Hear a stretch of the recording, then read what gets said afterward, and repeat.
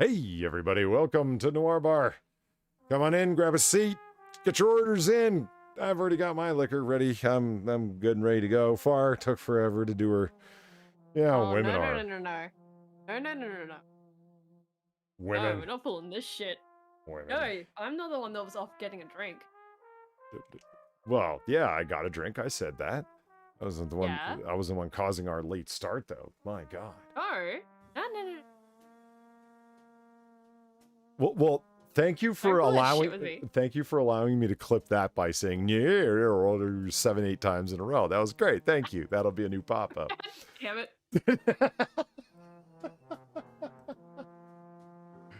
Oh shit. Okay. Yeah, anyway, everyone, welcome to Noir Bar. Here we are. We're ready to go. Polly's good, but she's low. All right, well, she's a tiny little girl. What do you want? Well, let me turn her up. We're from Discord, and far like her background noise is unlike you have ever heard, ladies and gentlemen. Let me tell you, it's yeah. I can't even defend it, honestly.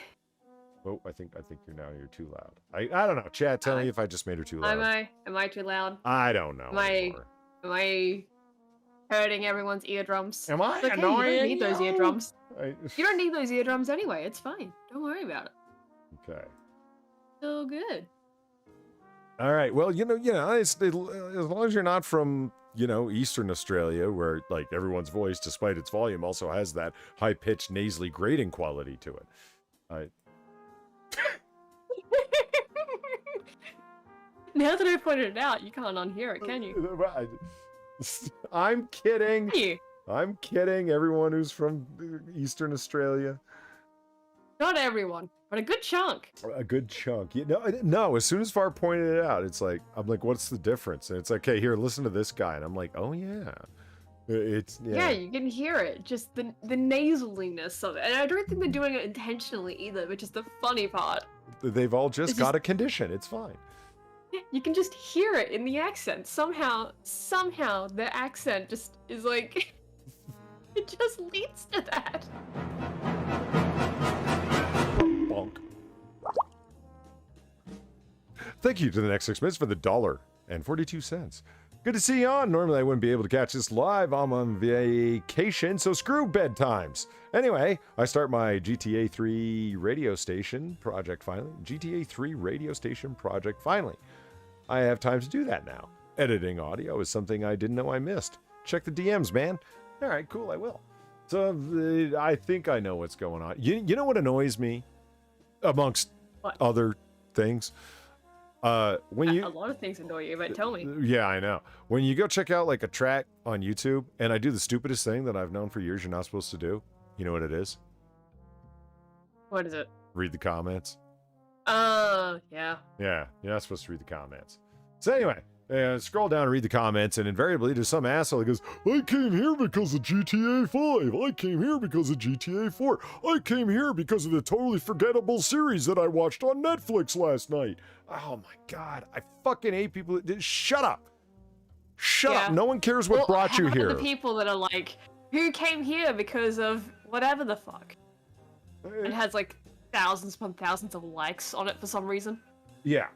Who's still listening in 2021? Okay, you know what brought you here? Your whore mother. You know who's still listening in 2021? Everybody who's responsible for a view count. What's with the questions? Anyway. Oh God, one of the worst ones. Remember the fucking R&B party mix shit I showed you? I do. Just because it's like, look at this bullshit. Look at this fucking awful shit.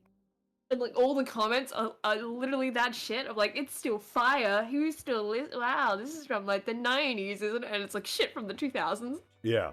They can't even get the time right for it. It's fucking wild. And I don't even understand why I scroll down. It's out of habit, and I gotta break the fucking habit of scrolling down to read the comments, especially under songs. What is anyone gonna fucking possibly say other than it? This is fire emoji, fire emoji, fire emoji, or hey, I remember listening to this when I was a kid. I don't give a fuck what you were doing with the kid when you were a kid. Ooh, hold on. Eva Green broke my train of thought. Look at her. Look at her. Yeah. Yeah, I'm looking. I'm No, seeing. man, that's a sexy lady right there. Thank you, Gil Cotto, for the $20 and the Eva Green.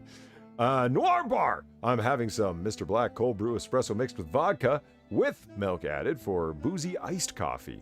Analog.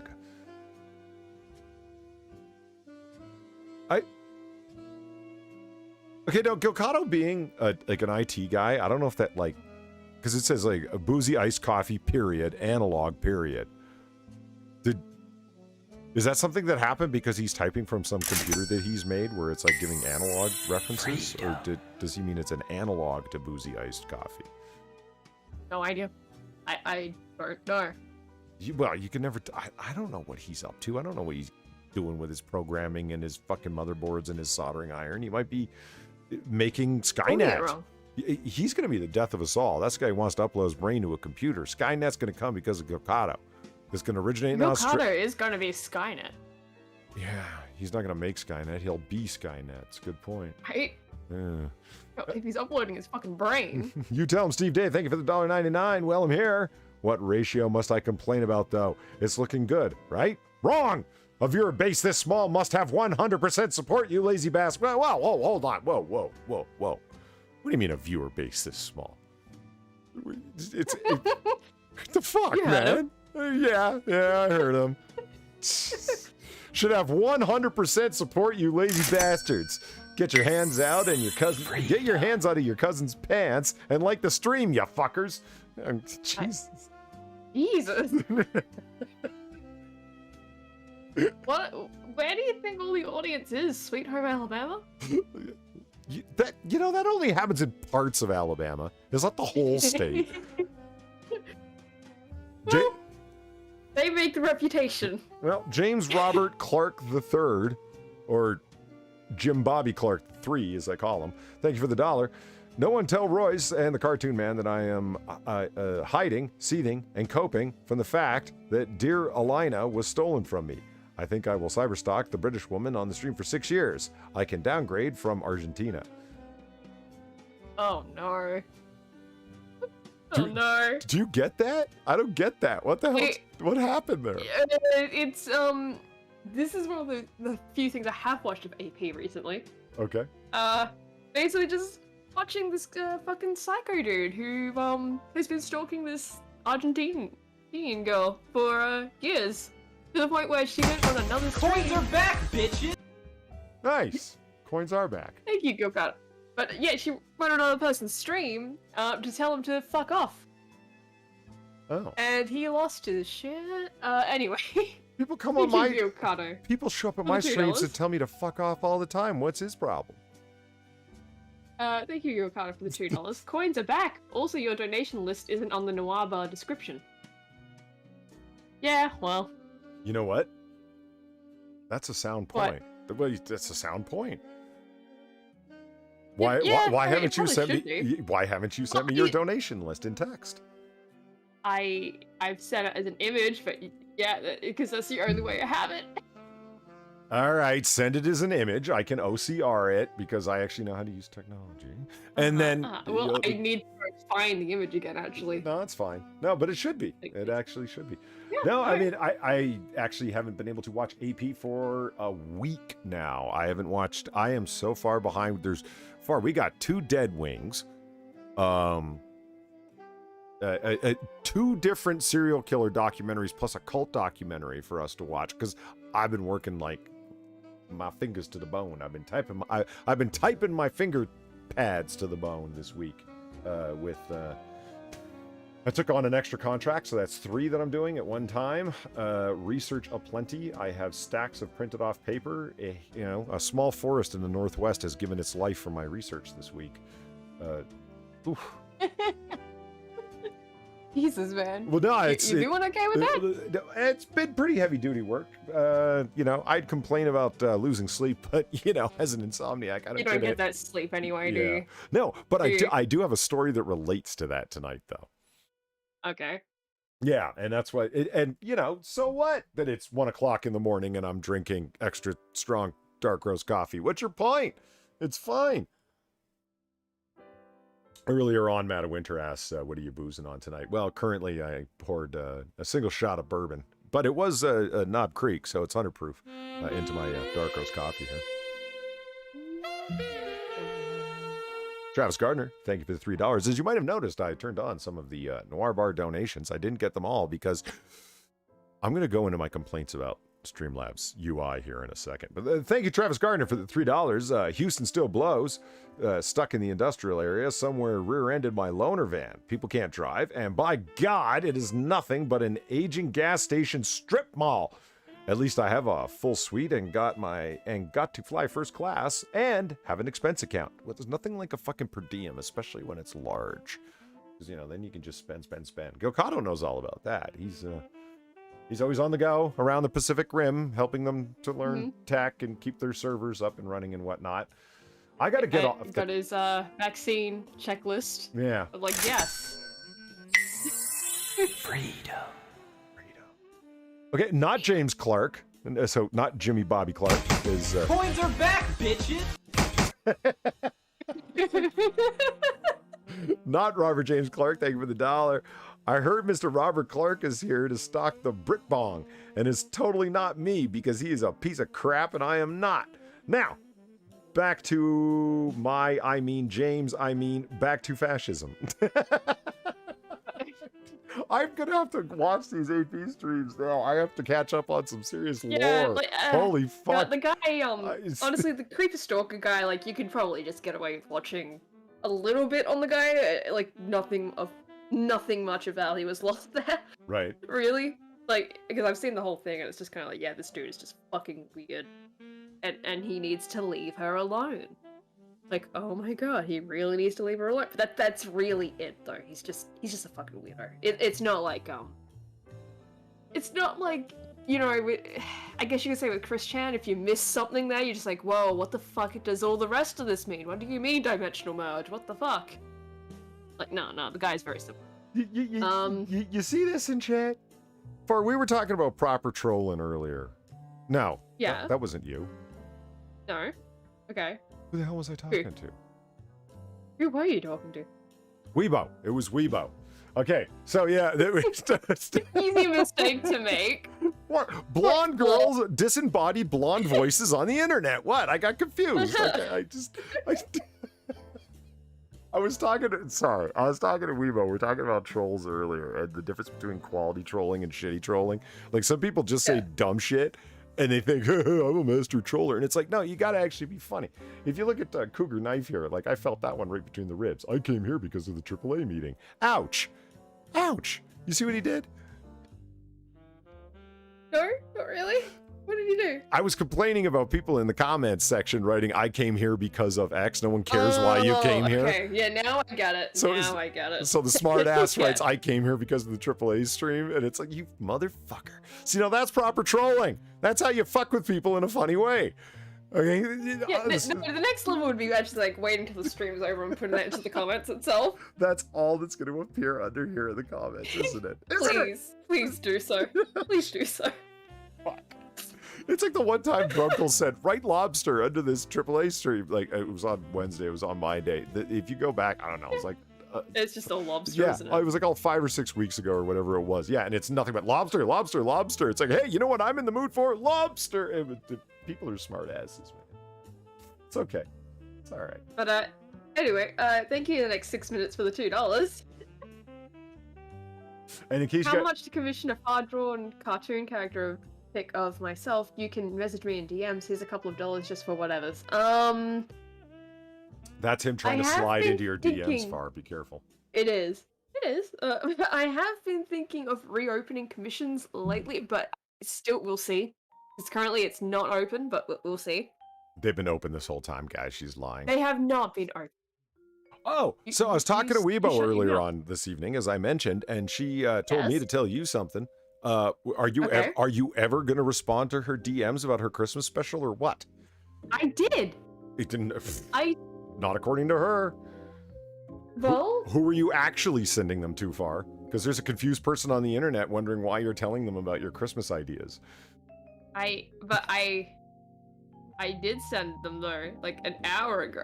Well, an hour ago. Today I have been busy. Today I have been busy, okay? Well, Weebo and I talked like 3 hours ago, so that would explain that. All right. All right, the world is all, the world has been put right. Fine. Yeah, like, look, I finally did adult shit, where, like, I went and actually did taxes. That was a wild ride. I did the driving lesson. Big Australian taxes. Yes. And driving on the wrong side of the road. Wonderful day spent. Well, you know, I wasn't in a territory where apparently I had to watch out for bandicoots, so, you know. I was in an area where I had to watch out for bandicoots. I just want to say it out loud myself. That every day. No, you certainly don't. I don't. Anyway, it's... oh my God. Yeah, all right. Like, I mean, I wasn't even expecting to see a sign that said, like, yeah, watch out for bandicoots, but here we are. Here we fucking are. Looking along here for something. Hold on. All right, chat. You know how bad OBS sucks? The answer is really bad. I'll tell you why. It looks like there's music playing. I can't hear that there's music playing. The setting is set for me to monitor the music's playing, but I can't hear any. So you're going to have to tell me if music's actually playing for you. And you're going to have to tell me how our relative voice levels are. Because what I see is that Far is peaking her fucking mic solidly into the red, but I don't believe it. Yeah, but I don't trust it. Because people say, oh, we can't even, you know, you're loud as fuck. And it's like, yeah, but I'm barely even moving in the green. So, yeah, let me know. Yeah. It's a polystream. Audio's fucked up. That's the way it is. And the other thing I wanted to mention. Well, my Streamlabs donation numbers are listed below in the description where you can see them for fun. Okay, music is playing. Thank you very much. Good to hear. Good to hear. Oh, look, and I even have prompts. Look at that. Yay! Tip the bartender. That's me. You know, why you want to tip the bartender? Is you poor? That's right. Because he's poor and time travel is expensive. That's why. Look, graphics. Uh-huh. Okay, but in addition to that, Far also has donations ranging from freedom. Shit. My OBS is telling me off now. Polly's OBS donated $1 and says, please, Massa, it hurts everywhere. I haven't seen the light of day for weeks, and this dying potato computer keeps zapping. Please, Massa, please let my... I'm done now. Okay, it's going into some fucking root shit now. I'm just, no, man, come on. Let's... I like my little small audience channel as it was recently described. I don't want to lose it over that. Oh, but anyway, as I was saying, Far also has donations from 1 to what? $1 all the way up to 40? Okay, like, it's $1. Like, I sent the list here. Did you? Okay, hold on. Yeah. This is gonna be... Why is there a D? Why did I type it? How did that happen? Holy shit. Okay, so, chat, she's got $1, $2, 3, 4, 5, 6, 7, 8, 9, 10, 11, 12, 15, 20, 35, 50, 64, and 100. Yep. Yeah, so there you go. Yeah. That is a nice little list, actually. Yeah. Hold on. Yeah, thank you. Let's, it's even got graphics. Let's yeah, like, the one graphic of me, like, yes, give me money. Hold on, where's the, Just ignore the fact I crossed out, oh, no, that's Happy a Bird. word on there. Happy Bird. Display capture. There it is. There it is. See, look. Yeah. In case you guys didn't know, Far wears bunny ears all the time. We've been trying to... Right. We had an intervention. It didn't help. She just keeps doing it, so... Look, they're my ears. I could do what I want. Can we talk about her extremely girly writing? Look, I made a font out of my own handwriting. I'm gonna use it, okay? Oh, this is your own font? Yeah. Oh, okay, that's cool. I thought you writ that all out. I thought you wrote that all out. Oh god, no. If I had actually written that, if that had actually been handwritten, that would not be anywhere near as anywhere near as lined up. It'd be like, oh, you'd have like letters like slightly like above the line, below the line. Yeah. My handwriting is not the greatest. I'm personally a fan of Anya Scream. It's there for $6. That's a good one. Yeah, yeah, that's a favorite too. Like, it's so simple, but it's like, it's so dumb. Happy Bird has the same smile as Biden? Is- You think so? Does Yeah, kinda. does it? Yeah. Well, it's on screen now. I don't know if you can see it. Okay, yeah, it'll take me a moment. then. Here, why don't I go ahead and share my screen so you can see what the fuck is Yeah, going that on? would be. Yeah. Yeah, that would be handy. That's what I would do if I was a professional. But, you know, No one's a professional here. no. There we go. There, you can see your own ads, but you can see where I'm pointing. See? Far as bunny ears. Yay. Yeah. Oh my god, it's so high res. Yeah. Yeah. Yeah, well, in the meantime, C. Thomas, thank you for the $1. $1 for the cartoon, man. Oh, wait, shit. Wrong donation tab. Make sure AP gets this for his time. What? Holy shit. Nice.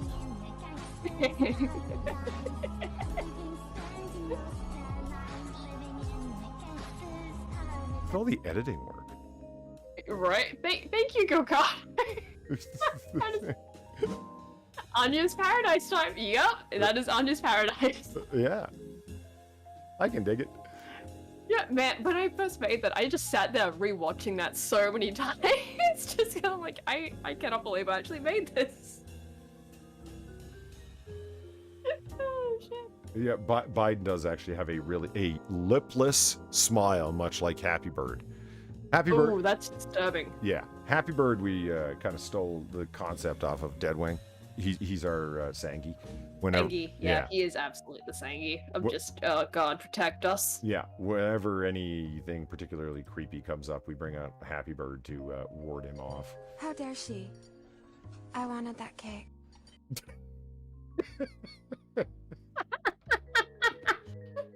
Thank you, Travis Gartner, for $3. Holly, don't knock those rabbit ears. Even Louise has them. Yes. See? How dare she? I wanted that cake. Okay. Getting him. Bonk.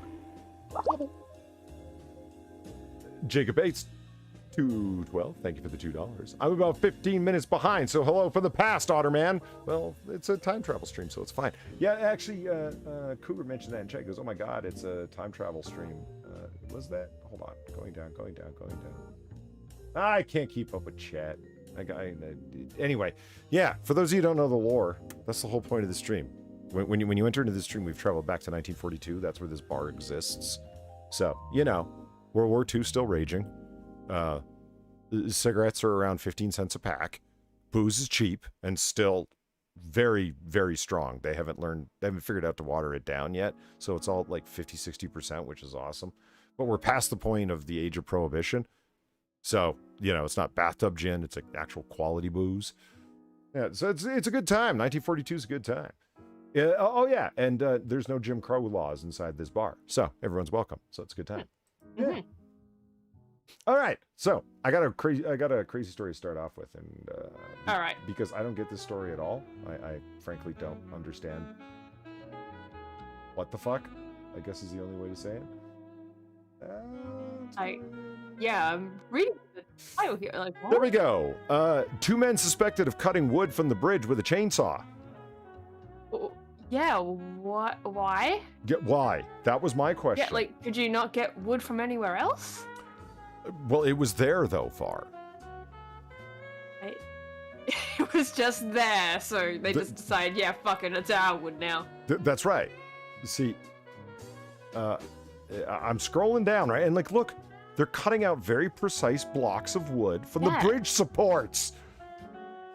That is really precise. Yeah, because I'm like, okay, this is getting weirder. Officials said they discovered 2 men cutting chunks out of the cedar logs that form the base of the bridge. So for any engineers in the chat, looking at you, Gilcotto, I know this isn't your particular wheelhouse, but like, I mean, my God, you're cutting out the supports that hold up the bridge.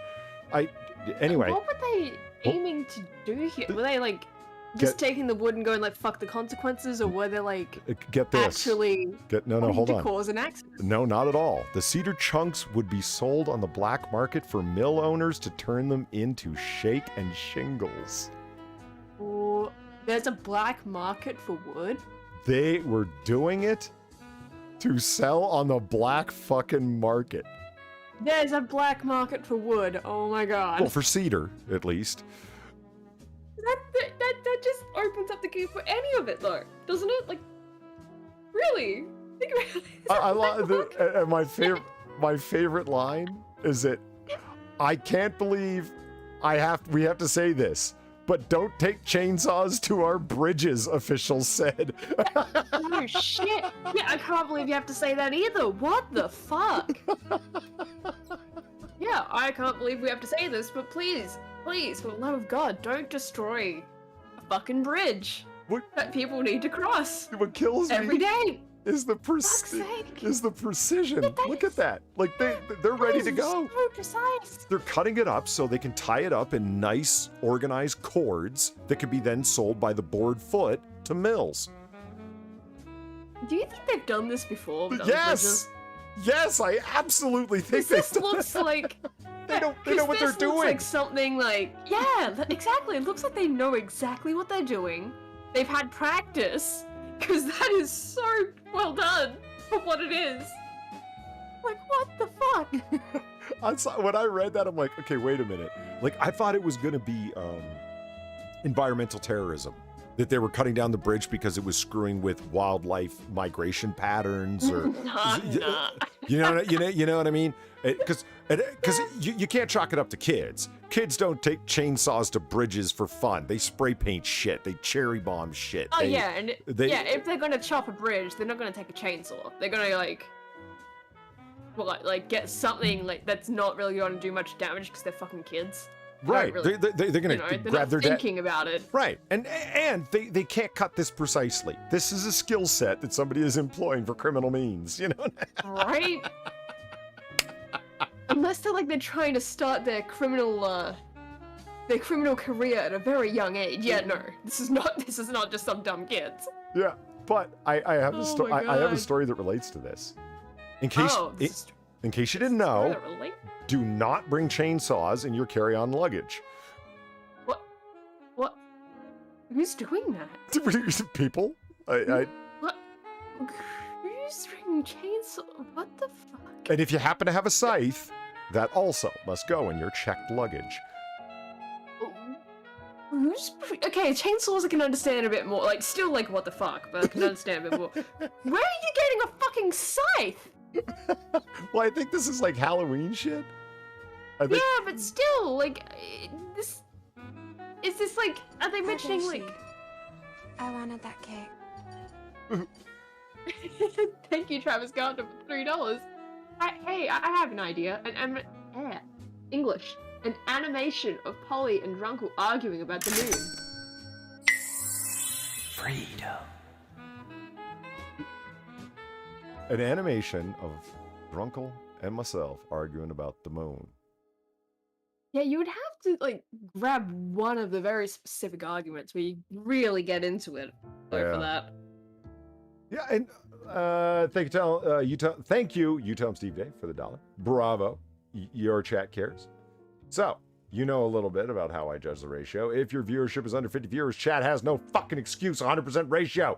If you have more than 50, I let that go a little bit lower to 75. More than 100, like the AAA, ugh, fuckers. Yeah, well, I get it. Fair enough. Yeah, I understand. No, the Noir Bar viewers are generally a cool lot. Not everybody wants to come back to 1942 and hang out and drink. Not everyone's super cool. I mean, where's Sinatra? He said he would be here. He's not here. That's why he's not cool. He's never here. Well, Except for when he is. What he actually said was, if I managed to stay up, he was drinking during the AAA, which was many hours ago. And it's not like he stopped drinking. Yeah. And I would do it. And he streams a fucking lot. So, yeah, I have a feeling that he just passed the fuck out, and I get it. Yeah, man needs to take a break. Well, there are some people that can manage to sleep when they lay down. Now, I'm not one of them, so I don't know what that's like, but I am aware there are people that can do that. Yeah. In any case, you know what bugs me about this? This is somebody trying to do some Patrick Bateman shit. See how it's all sprayed with blood? Yeah, I see. Yeah. And you know what? Read the book. Because it doesn't happen in the book. Does that happen in the movie? Yeah, oh yeah, in a big way it happens in the movie. It's one of the memorable scenes because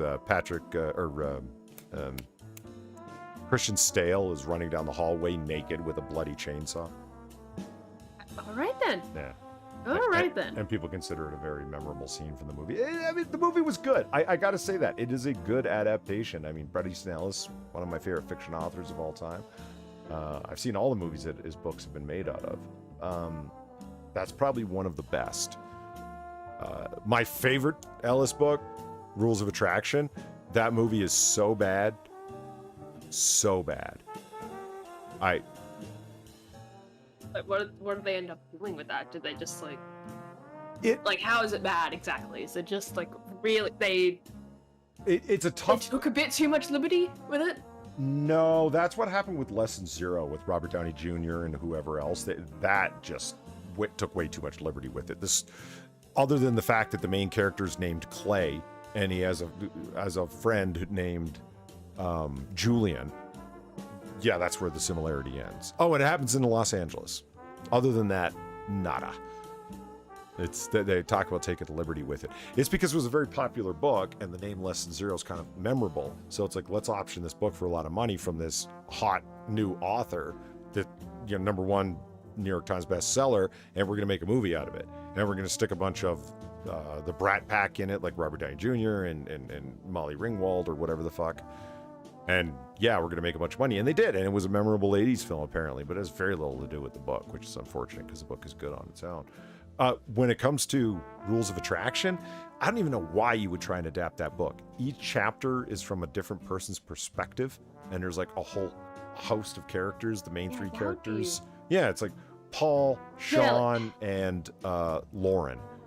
And but there's also Mary, Patrick Bateman, Sean Bateman's older brother, like American Psycho Patrick Bateman.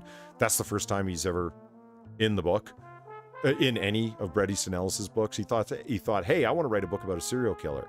Oh, in my previous book, there was one chapter where Sean Bateman's older brother was there. Why don't I make that guy the serial killer? All of Ellis's books are interconnected like that. The characters in the college they all went to the same university in New Hampshire and blah, blah, blah.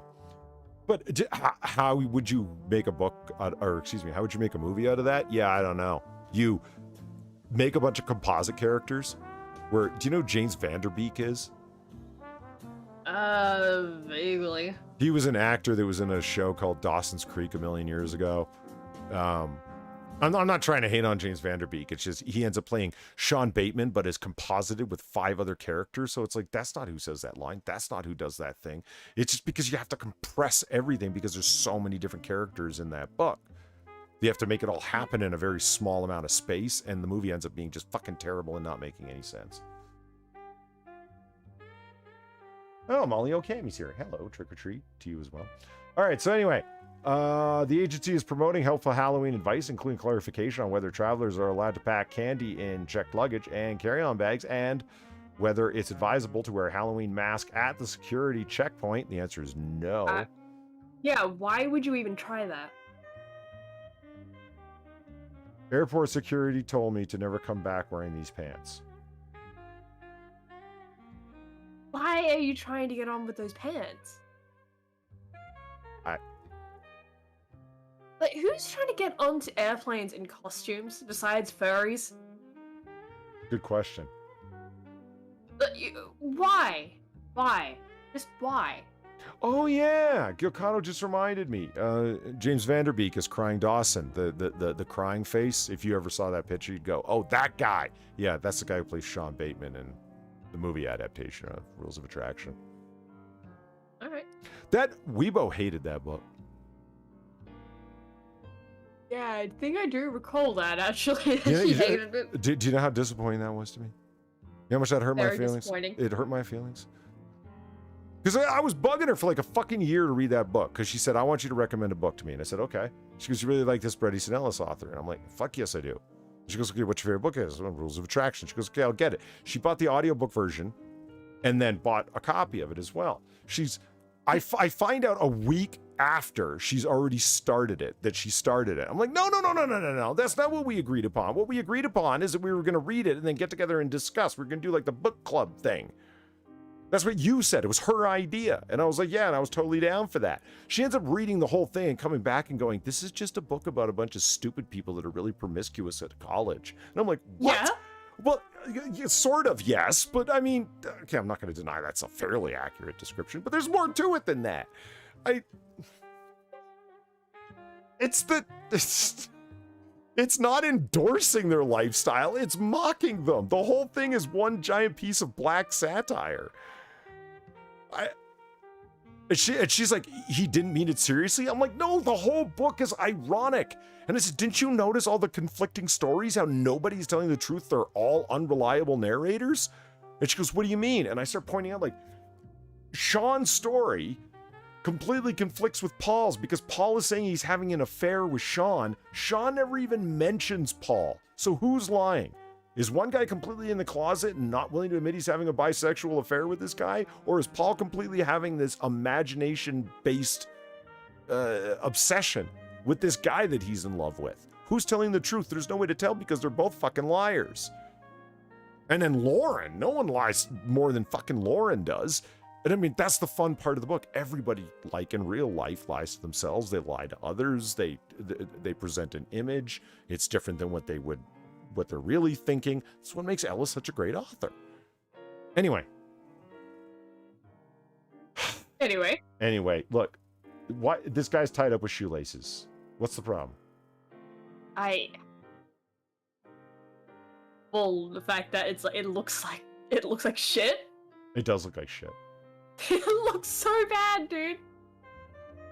Made it to. Oh god. I made it through TSA with Jack. Honestly, that was the freakiest part. Why? Just yeah, like Gilcato has the right idea about this in chat. It's just yeah, that's weird that you'd wear a costume on a plane. Like a wee kid, sure, fine, but not adults. Like yeah, if it's a kid, that's one thing. You know, like, your kid wants to wear the costume on the plane. Whatever. Like, these are adults, though. Like, this is fucking weird. Why are you doing this? Why is this a good idea? It's really not. Well, this is neat, but a knife doesn't belong in a carry-on bag. Don't be like a passenger. Ensure you always place your knife and okay. All right. Honestly, in this day and age, why would you try and bring a knife on a plane?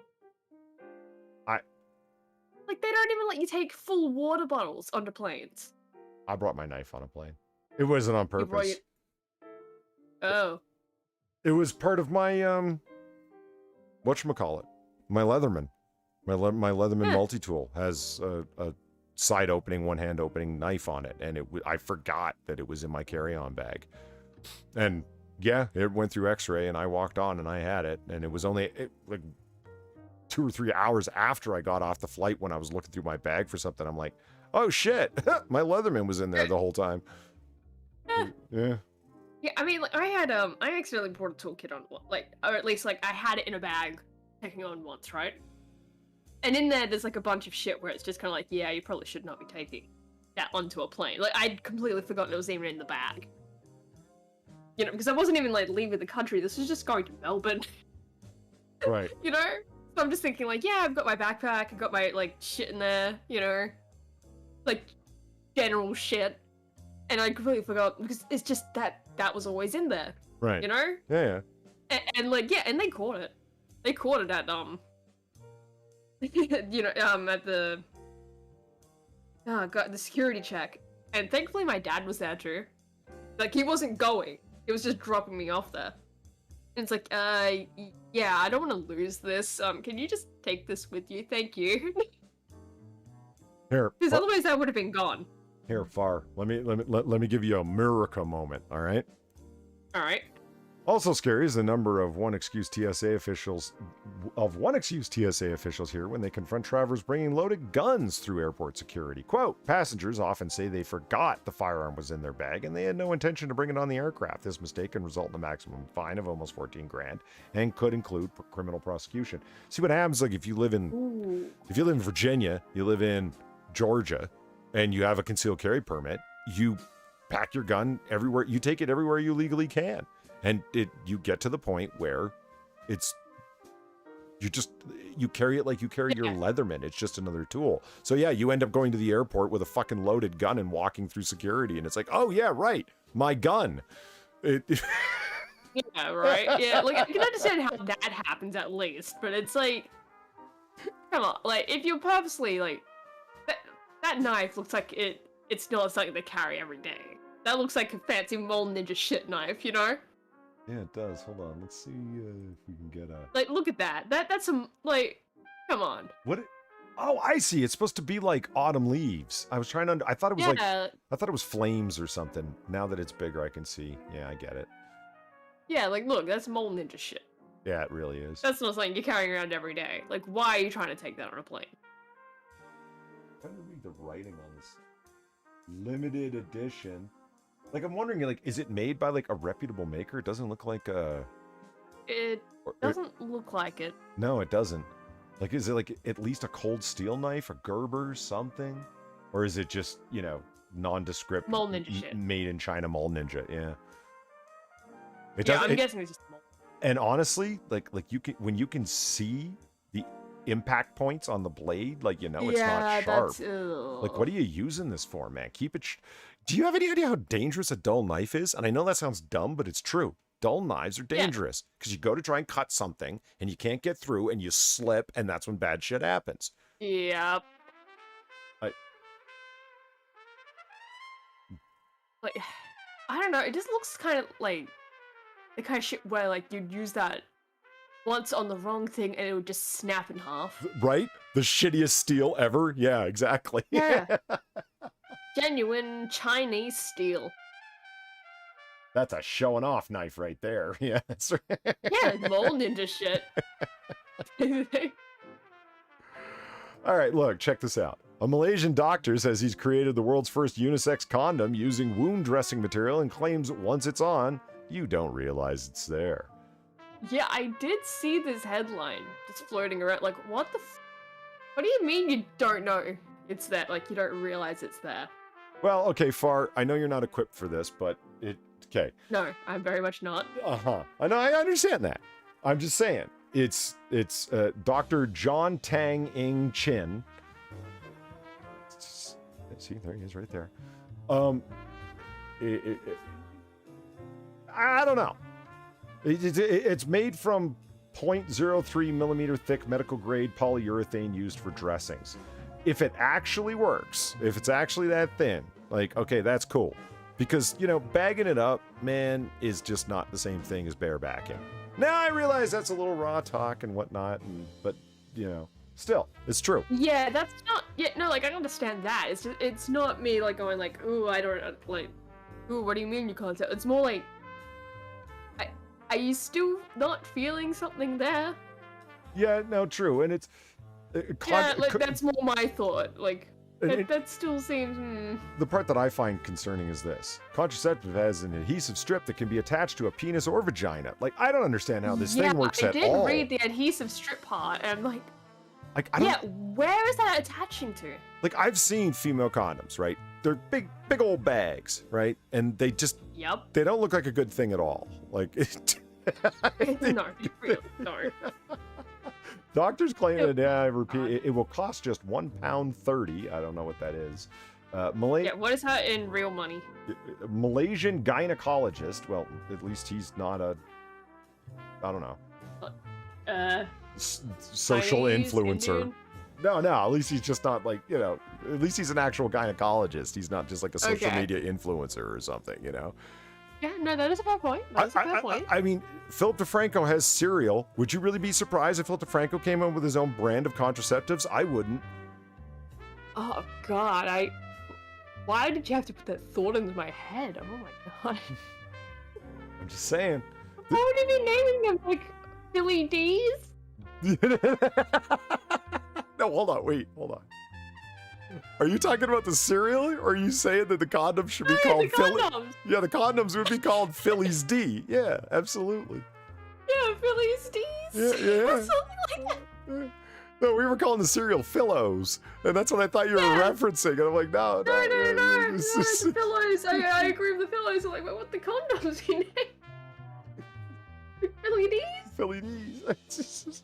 Well, I mean, that guy is a fucking, self-promotion whore beyond all reckoning. Yes, he absolutely is. And people say you can't hate on the hustle.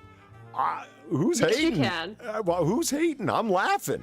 I mean, the man has a fucking cereal. I mean, I'm not. Oh God. I'm not angry. I'm laughing my ass off. I mean, Jesus, man. I think we just solved where the adhesive strip is going, though. Yeah, it's just, the sticky strip is attached to an entire area between the thighs to hold the condom in place for women. You know what I'm thinking about? No, I don't want that. You know the I don't want that. 1800s sanitary napkin strap arrangement? That's what I'm thinking of when I hear that. It's Yeah, I don't like that. No. No, let's not. So it's Molly O'Cammy says it's $1.78 US. Okay, so like nearly $2? Yeah. Men put on the contraceptive, they normally would, but they can use the same adhesive strip to make it watertight and reduce the risk of it falling off during intercourse. It says the Asian doctor. I said it. It's fine. Is that? Yeah. Doctors say it's sturdier than traditional latex, so there's less chance of the condom splitting. Wanda Leaf released an instructional video for how to use the condom. All right, let's do it. Are they gonna? Is this something you want to show on? I don't know. Hold on. Are they? Let me just go ahead and turn the display capture off real quick. Yeah, that might be a good idea. Like, so how? Like, attaches to the thigh. Like, okay, I understand the women's side of it. Like, it's more like, what you. Because I'm assuming like it has to be kind of big, right? Well, like big enough to be like attaching onto the thighs. Hold on, I'm just gonna go ahead and turn the safe search off here. Is it? No, I'm not really getting anything. Huh. What's this doctor holding up here? A bag. Okay, The condom? hold on, chat. Look at this. No, wait a minute. That's yeah. I think we need Happy Bird for this. Okay. Yeah. Yeah. Okay, display capture. Okay. What I love about this picture, why isn't it getting bigger? It should be getting bigger. What's going on?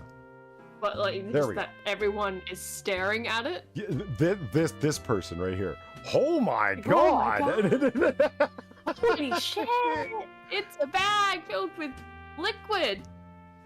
and, I've never seen that before. and this lady is on some. White people should use this. She got the little white power thing working there. Like. Wonder Leaf wound dressing irrigation. So the Wonder Leaf thing must be the adhesive. Yeah. The wound dressing part. Yeah, the wound dressing material.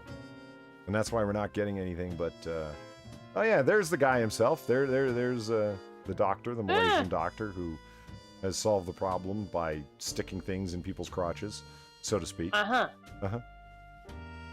Yeah, you know what? Yeah, If I was standing there for this explanation, I'd want my face blurred out too. Right? I don't want to be associated with this shit. Yeah. And like, look, come on, kid, you ain't never getting laid. Who are you, kid? I mean, yeah, I said it. He will never get a chance to use these condoms. No, he won't. Just, oh god, yeah, okay. I think we've seen enough. Yeah, let's move on to the next story. And the next story is just good time fun. Man dead after driving vehicle over Grand Canyon's western rim. Good times, good times. Right. Now, here's the thing. A man is dead after driving. Yeah, okay. Details were sparse. Name, age, and hometown of the man weren't immediately available because we are, after all, a news station, and all we want to do is drag people's names through the mud because, that's how we get, ad revenue. Lee Cooper, the marketing director of the Grand Blah Blah Blah, said that the man just flew. Yeah, it's active investigation. He went fucking flying. The Canyon Walls gives visitors a view of Colorado's River. Okay, this is an ad for the Grand Canyon. Officials. Okay, so he goes over the edge. Now, Dude died, but here, come to the Grand Canyon. Right. Everything's still fine. In hell. Yeah, everything's fine. Don't worry about it. So yeah. In reading this originally, I came up with a question.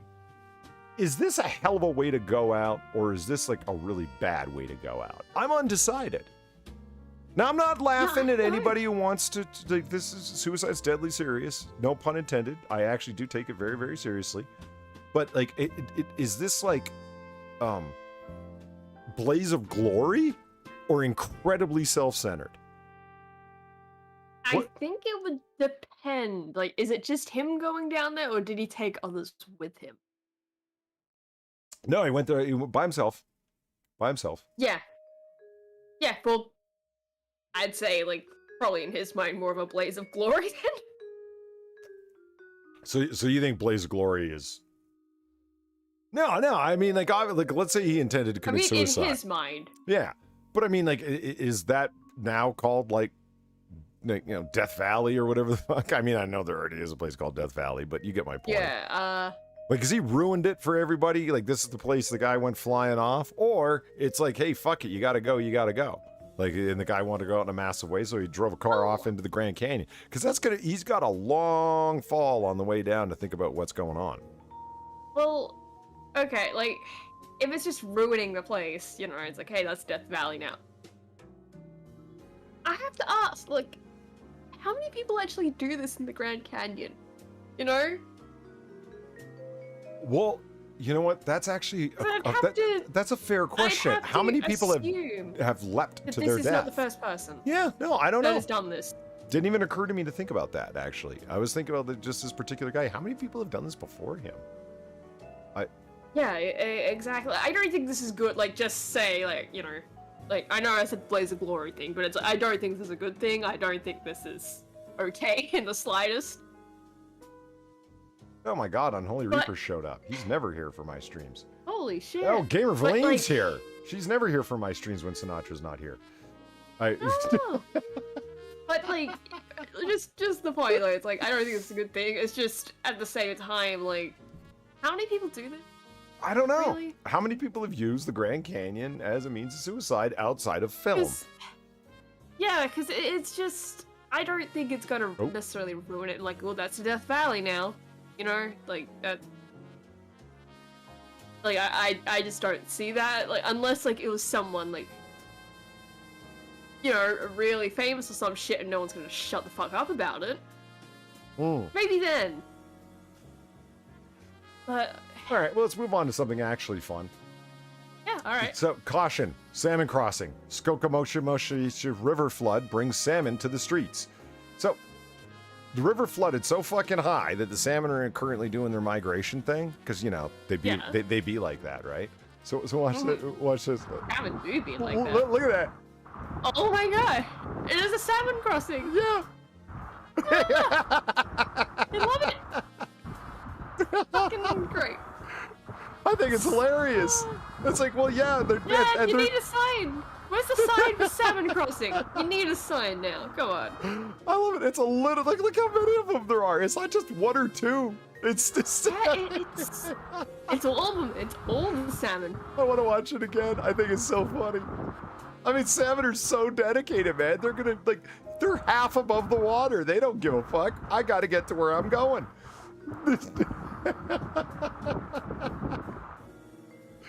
Oh my god, look at him go. How deep is that though? Like, that can't be that deep. No, it's not. Like, it's ankle deep. Yeah. And they're still going. If you look at the guy's, it doesn't come up much past the guy's ankle. Yeah. Yeah. And they fucking salmon, man. Yeah. And they are fast. Like. Yeah. Travis Gardner, thank you for the $3. Far worse has happened in the Grand Canyon. There's an airliner mid-air collision there. Jesus Christ, really? Fuck. Really? Remember like 3 weeks ago when we went over, 3 Noir Bars ago, when we went over all the lost atomic weapons and where they're all located? Oh, yeah. And it's like, They're kind of... fuck, don't fish on that one, or not fish, like, don't swim at that one beach on, like, the east coast of America or some shit. Off of Florida, Like, and another one off of North Carolina. Yeah, there's an atomic weapon down there that is unsploded. Be aware.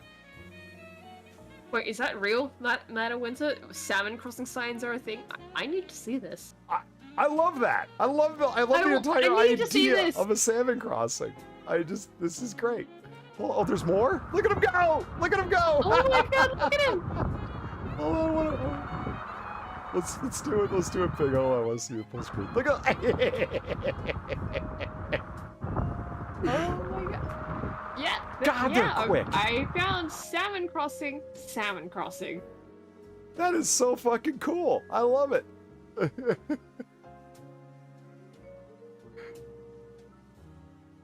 To be fair, who hasn't lost equipment somewhere before? Well, there's equipment, and then there's, There's fucking atomic weapons. yeah, then there's national security equipment, I'm just saying. Yeah, like, there's a bit of a difference, between you losing a hammer and then you losing, like, a fucking, like, nuclear bomb.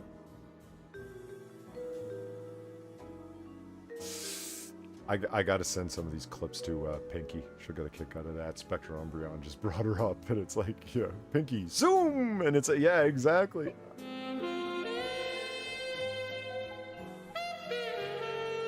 Travis Gardner, there's the Wikipedia article for the 1956 Grand Canyon mid-air collision. My God, let's just take a quick look. Thank you for the $3.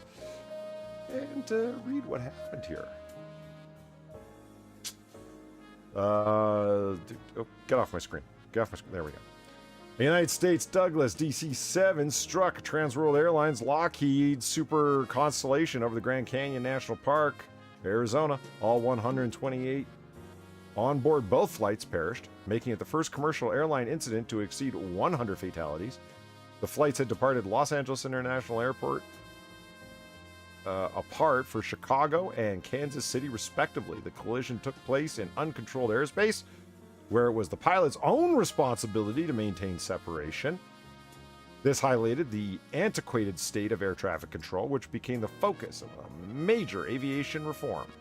I'll bet. So it's like, you were up there, and it's like, keep your eyes open, Jim. For what? Other planes, damn it! Yeah, fuck. Jesus Christ, I'd never even heard of that, Travis Carter. Wow. The uncontrolled space. That's, all right. Yeah, oh my god. I mean, that's some current year thinking, right? Where I'm just kind of like, oh yeah, isn't there radar and tracking transponders everywhere so planes know when they're approaching, like, within a great distance of another aircraft? No. They had spotters back in the day that just kind of, like, looked out the window and hoped they stayed wakeful. Right. That's back when methamphetamine was popular and available in tab form. Mm-hmm. Ah, the good old days. Yeah. Okay, listen. Just, you tell me. Do you see a dick there? I'm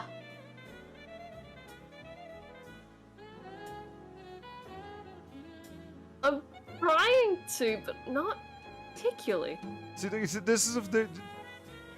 I mean, maybe, like, when it's the full, maybe? But that's a huge maybe. See, we looked at this woman that got a horse tattoo on her leg, and that totally looked like a peener. Oh yeah, that absolutely. That was a full-on peener. This, no. It looks like a dog staring at a heart. I don't know what's going on. Yeah, I mean, vaguely, I guess, yeah, but, like, that's only after you point it out. And even then, it's, like, it's hard to see. Have a good night, Madwinter. Good night. I'm not sure what's going on with the tattoo artist's intention with the fur on the back. It looks like the dog's got spina bifida or something. I don't... Does my tattoo look like a dick? She pondered on Reddit, adding, "That's what my boyfriend said. but I just gotta have an honest opinion. So your boyfriend told you your tattoo looks like a dick, so you took it to Reddit. Okay, so you're an idiot, in other words. We're dealing with an idiot. Yes. Oh, God. You took it to Reddit. Yeah, your first instinct is to take it to Reddit. That's, this is how we end up with shit like the relationship advice subreddit. Yeah. Where everyone is going on there and they're like, hey, yeah, my like, partner said, like, this awful thing to me. Should I just go forgive him? Because they're fucking morons. Yeah, Looney Lenny's, it's a bit of a stretch. Yeah. Yeah. Was that meant as a joke? Was it? I can't tell. Hey, Jedi Ghost Bear, how's it going? What are you dropping links for? What are these for? What are angulations? What are we looking at? Regulations? Oh, I get you. Hey, Far. Salmon identification. Okay. Far. Yes? Yes? You want some Halloweeners? Oh my god. Halloweeners? Yeah, they're black licorice flavored. Oh, ew. Ew, oh god. Made with chicken, pork, beef, and black licorice. Can I go throw up? No. I feel like I need to go throw up. But there's no fillers or The fuck? byproducts. It says right there. Oh god. First of all, it's licorice, like black licorice. Black licorice is just fucking disgusting. Second of all, why would you ever think that's a good idea to put in with meat? Oh god. What's wrong with you, Oscar Mayer? You sick bastards. That's a war crime. Yeah, That's horrible. No. Yeah, that is awful. What the fuck? Mario Kami is just green. Okay, no one's liking this idea, apparently. Yeah, I think they're disgusting too. Don't get me wrong. I just Who's buying these though and actually trying them? I wanna know. I wanna know. No added nitrates or nitrates. Wait a minute. Nitrates or nitrites? Gotcha. Okay, I thought I said the same thing twice. But I've been drinking, so it's fine. There's no artificial preservatives, colors, or flavors. They're black by design, because we put black licorice. They are black because of the licorice, and that is disturbing. Yeah. That is just straight up something from someone's nightmares. Like, holy fuck. Yeah, I was pretty grossed out. Now, you know what's funny? You know, black licorice candy, whichever, where it comes in, like, all the various kinds of black licorice candy you can get, right? Don't like one of them. Not one of them. But when it comes... No, I don't either. But when it comes to Sambuca or Anisetta, I like it. When it's sweet black licorice, aniseed flavored liquor, like especially of the Italian variety, I'm a fan. But yet I hate black licorice candy. I can't explain it. It's completely irrational. It's just disgusting. Like, I've never liked it. No? Sambuca even? No. Nothing like that? No? Okay. I've never tried that stuff, but like, just the fact it's got black licorice in it is enough to keep me away, honestly. God, I fucking hate black licorice. It is just disgusting. I think we can drop away bird for this. It's not quite there. No, I need Happy Bird for the Halloweeners. You want Happy Bird for the Halloweeners? All right, Yeah, Halloweeners deserves Happy Bird, come on. There he is. All right, fine. And okay, can we talk about how incredibly large the wieners? Those aren't Franks. Yeah, that's those not are sausages. Yeah, that's a full-on fucking sausages. sausage. There's only 5 of them in there. Look at the size of the person's hand for scale. Those things are fucking massive. Yeah, that's like... These are some BBC Halloweeners. I mean, it... Oh, God. Oh, God.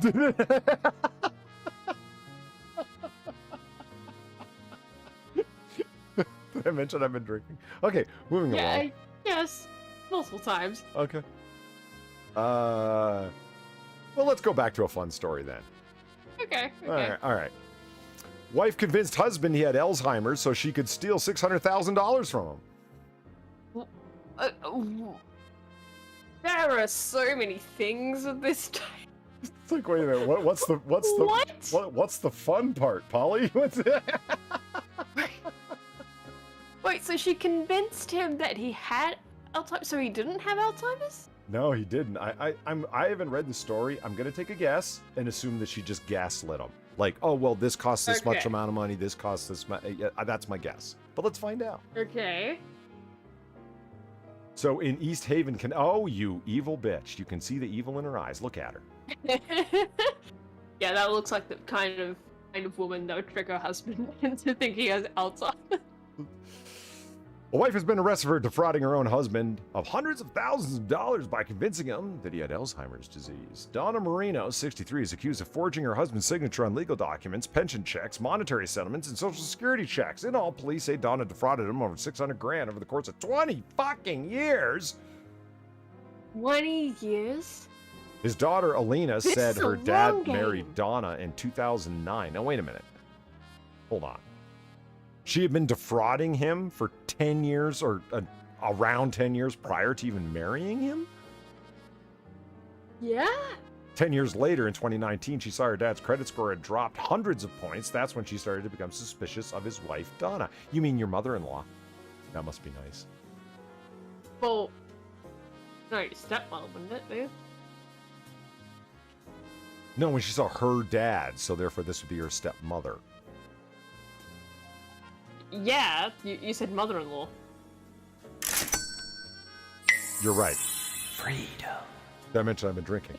Justin Wilson, thank you for the $1. I see your horrible licorice wieners and raise you the worst accidental purchase I've ever made just the other day. Sugar-free maple syrup. Someone should be in prison for this. What? Oh, what would that even taste like? What did they make it out of? Like, Does it taste like sadness? like maple syrup regret? Maple syrup is liquid sugar, isn't it? Like, well, you know, more or less. I get it's got other like it's stuff in from it. but- trees, isn't it? Like, Yeah, but but like, I thought it was just like, you know, tree glucose, what have you. yeah, like tree sap. It's That's pretty much Like- 98% sugar. What the fuck is it made? yeah. Like, what is it, like polypropylene gel that they put some artificial sweetener in? Yeah, like what the fuck? That's weird, yo.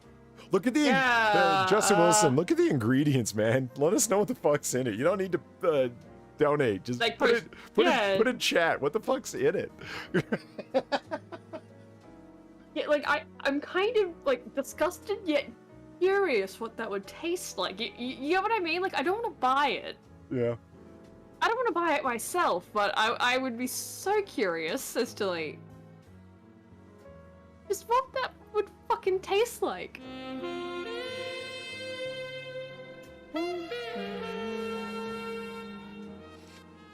John Migda. Black Barbarian. Something fun. Okay. It's the LGBT Oh, wiki. it is, I caught too. that. All right, I'll give you one. I'll give you fucking one. We're not doing this all night because it puts Far in a mood. Well, it's fucking. God, it's depressing that thing even exists, Yeah, I'm glad Happy Bird's up for this one. The Black right? Burian is a xenogender of the fruitarian system. It can also be an aesthetic gender. Black Burian means that one finds the term helpful to describe, understand, explain their gender, and or one's gender is related to aesthetics of blackberries. I do truly wonder if these are just shit posts, like really elaborate shit posts, or if people actually do identify as these things sometimes. Like, really? Why not? Why not? I mean, it'd be fun. I'd find it funnier if it was a shit post, but it's like that thought of like these people might be serious that keeps me from laughing. You know? It's just pain. There is no goodness here. It's just pain.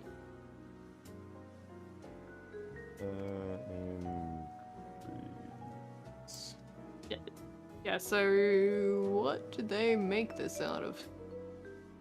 All right, hold on, let's bring it up.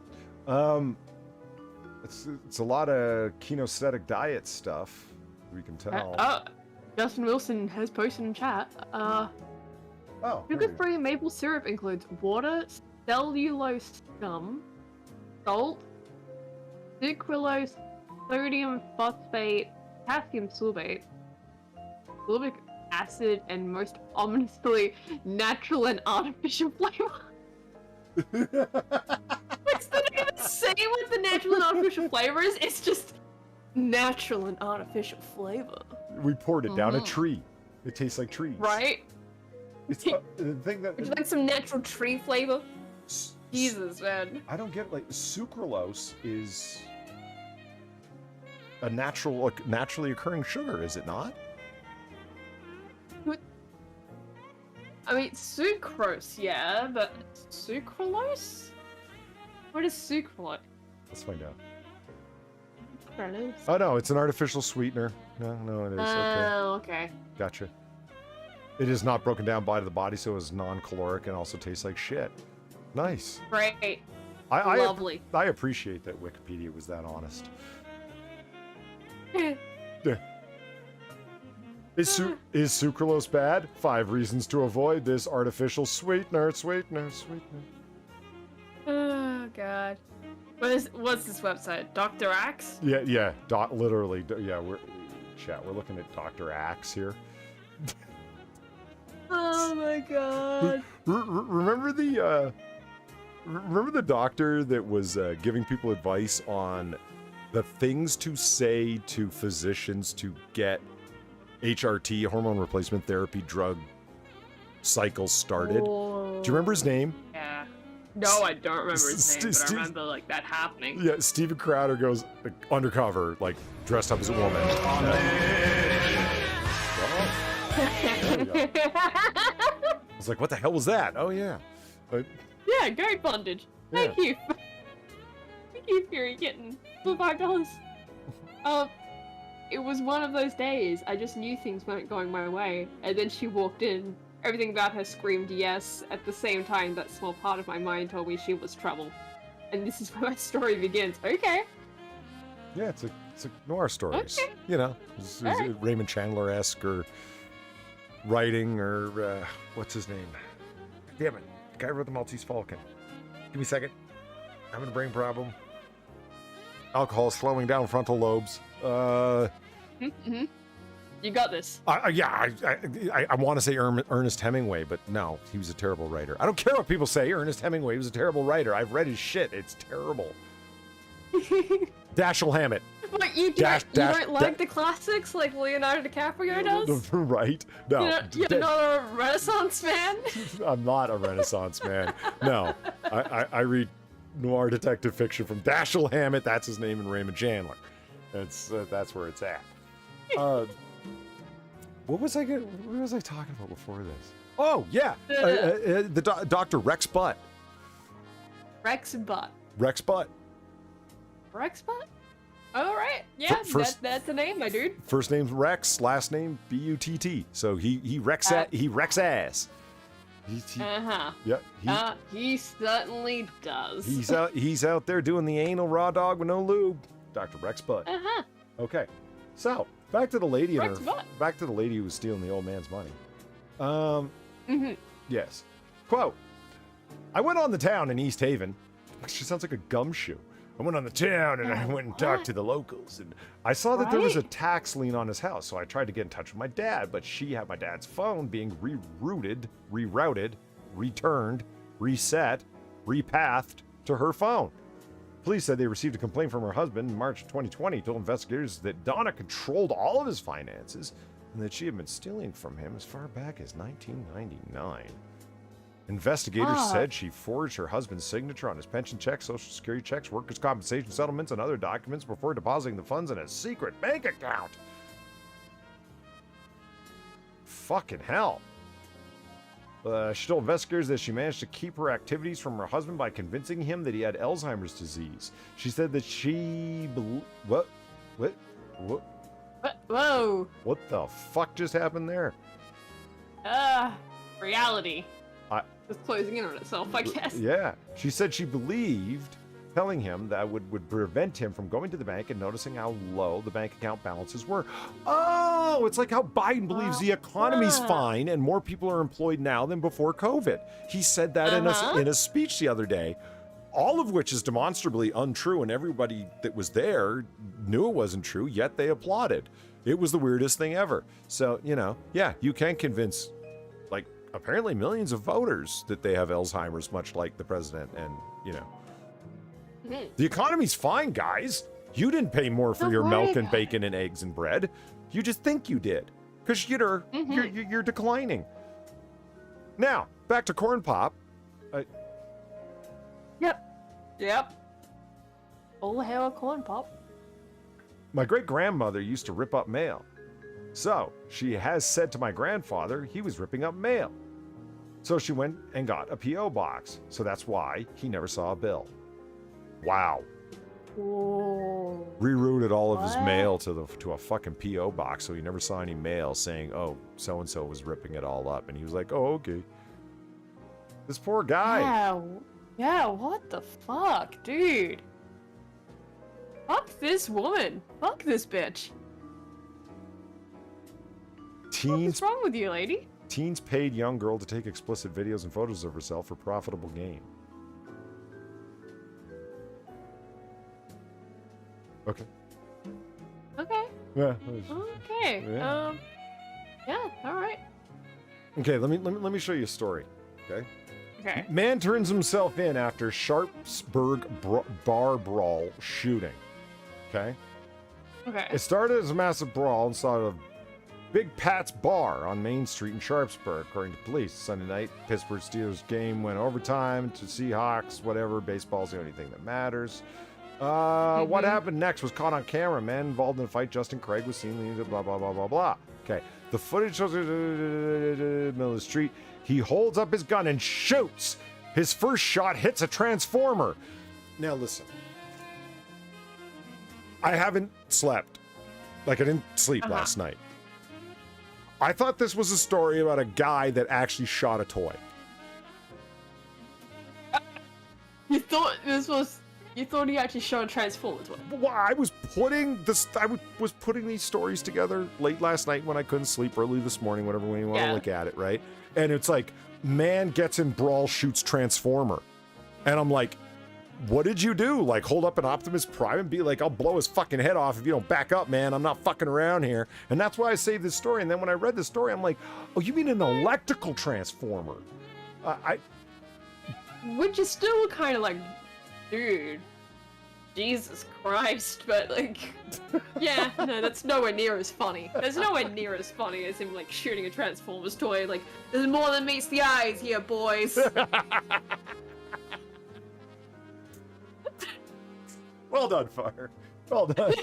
It's just, and there's a video of it, but the video sucks so bad. I hate when the videos suck because, you know, like that. Yeah, because you can't really see what's happening. Yeah, like that Salmon video was top notch. This, it's like, okay. Hold on, let me just. Yeah, like, you couldn't have even like gotten the actual footage, like, and uploaded that. You had to record the screen. Yeah, and so you see the guy, right? And there, that's it. Did you see it? No, I did not. What? Okay. Well, okay, watch back. Wait, Can you see the cursor? My finger cursor? Okay, yeah, I see the cursor. Yeah. This is where the transformer explodes. The electrical transformer, mind you. Not like, not, you know, like Thundercracker or whoever. Megatron's not involved. Okay.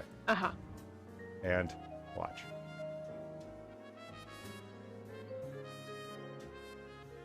Did I not go back far enough? No, I didn't go back far enough. Okay, let's do that again. Okay. Watch back there.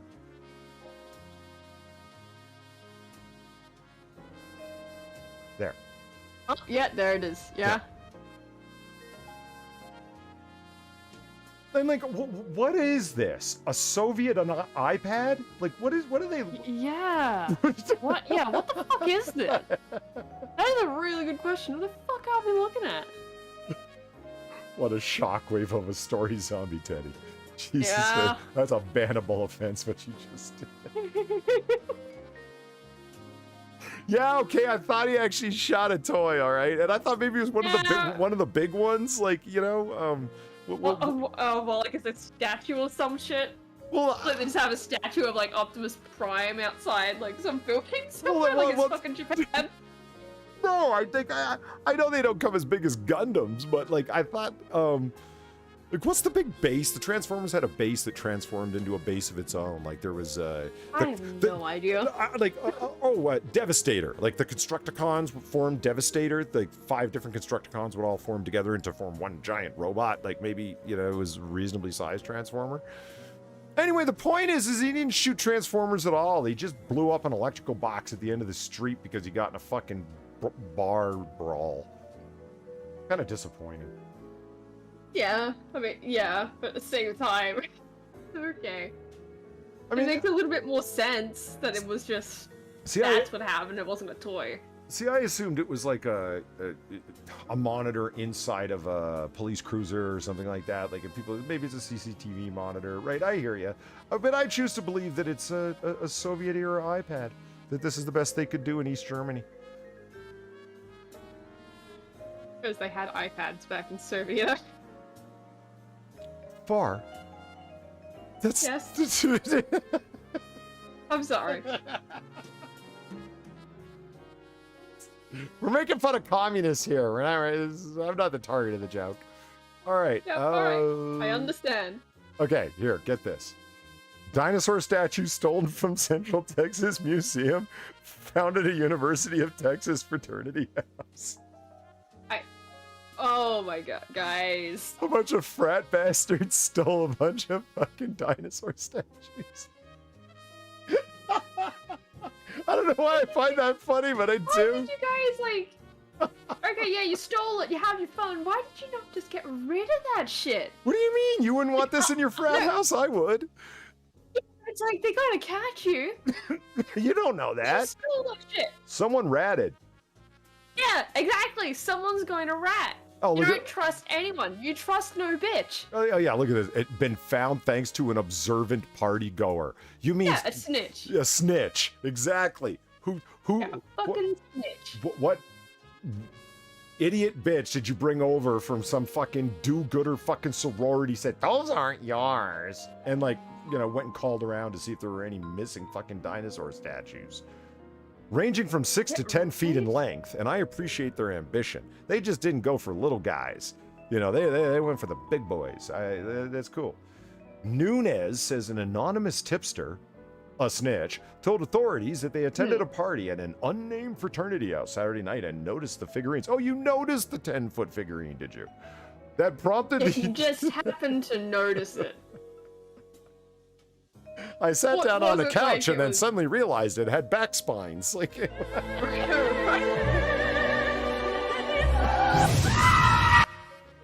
Furry Kitten, thank you for the $5. Shona was finishing off a slow number, lighting a cigarette, dampened and musky from a cellar atmosphere. I slowly stood up, decided to head in for a piss first, and put off the inevitability of the tramp's home. Of the traipse home. I turned when the shot sounded. Is that your, like, dramatic noir telling of the Transformer exploding? It is? That's fucking amazing. All right, let me read it like that then. Okay, hold on. All right. Shona was finishing off a slow number, lighting a cigarette, dampened and musky from the cellar atmosphere. I slowly stood up, deciding to head for a piss first, and put off the inevitability of the traipse home. I turned when the shot sounded. Sweet, yeah, it works. It works. I'm a fan. Linda Nunez, a spokesperson for Dinosaur Park, told us on TV that we totally love snitches here, and we wish everybody would. Nunez says an anonymous tipster told authorities that they attended a party at an unnamed fraternity house on Saturday night and noticed figurines. They prompted the university police to work with the Bastrop County Sheriff's Office to get the stolen items back. Clan News reports. Though the statues recovered, not all of them are able to be displayed again. One of the figurines, named Mimimi, is intact, but one dino is in need of major repairs, while the other was completely destroyed. Well, of course, they were in the middle of a frat party. People, you know, doing... Yeah, people are gonna fucking destroy But it's like, Yeah, like you see this thing's giant fin on the back. You know what happened as soon as people started drinking? They threw beer bottles at it and absolutely. kicked the shit out of it. I mean, it's Yeah, it would have been like a competition, like who can snap the spine. or how about alternatively, they snap the spine on purpose beforehand and they use it as a table if it's flat enough. yeah, fair enough. Yeah, because that's also a possibility here.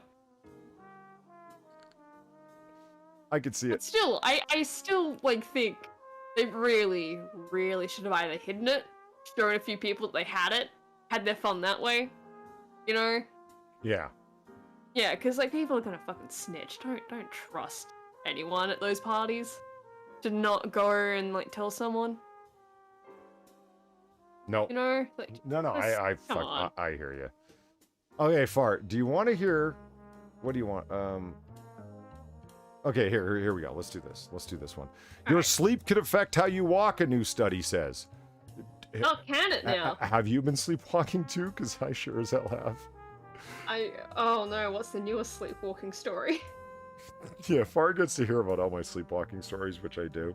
Like, I'll go into my kitchen in the morning, or well, mid-afternoon, but my morning. Yeah. And they'll be like, remember last time there were crackers everywhere and an open jar of peanut butter and a peanut butter covered knife, and apparently at some point in the night I woke up and decided to get peanut butter and crackers. And Yep. and an open can of Pepsi was sitting there too. And my first thought was, who the fuck broke in and fucking started eating my shit? Because like you have no memory of doing it, so you assume naturally that it was some hungry robber. Yeah, not you going around like, yes. Yes, I shall do this in my sleep. Remember the time that I told you when I went out on my back porch where there's the deck and I had arranged a whole bunch of cans, not empty, full cans of beer into this giant pyramid that was about, I don't know, 3 feet high?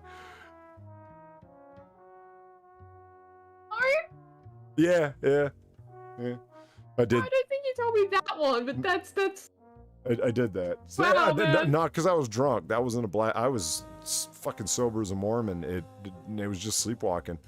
Well, unless, of course, some artistic fucking vandal decided to break into my house, steal my beer, go out on my deck, and arrange it in a pyramidal fashion. You'd never know, I guess. Sleepwalking's scary. I laugh, but it's not funny, man. When you wake up and you've Oh yeah, no, you've it's like it obviously- has to be like kind of like Jesus. It is. The only thing I'm truly worried about is like coming to blocks away in my boxers walking down the sidewalk. That's what concerns me. Yeah. Yeah, like the minute it's like you start actually leaving the house. One of these times, like that's when it's like, yeah, no, time to just That I've never done. time to just, start bolting yourself down to the bed. So why does everyone suggest strapping myself down? I'm not doing that. Well, I mean, like, so you like, yeah, you start maybe trying to, but you're not actually gonna get up. And I'm not saying like put it around your neck or anything. Jesus. But no, that's like you're gonna jerk yourself. No, I just immediately think of like 5-point restraints they use in prison. I don't know, as it comes to mind when people say strap yourself down to your bed, and I think about like prison 5-point restraints. But it's like, no, I'm not doing that. That's not comfy. Yeah, I mean, do it in a comfortable way, I guess. Just in a way where like you're not gonna just, I don't think comfort is what Like, they walk down have the street. as a priority for prisoners. I'm not saying doing it like this, though. I know. Okay, so look, if you're sleep deprived, and who isn't these days? Oh, shut up, CNN Health. You don't know what it's like. You don't know my pain. Anyway, you're probably familiar with the impact on your body and psyche. Yeah, if you ever listen to one of my streams, you're plagued by sleepiness and yawning. No, you just overload on caffeine and other pharmaceuticals.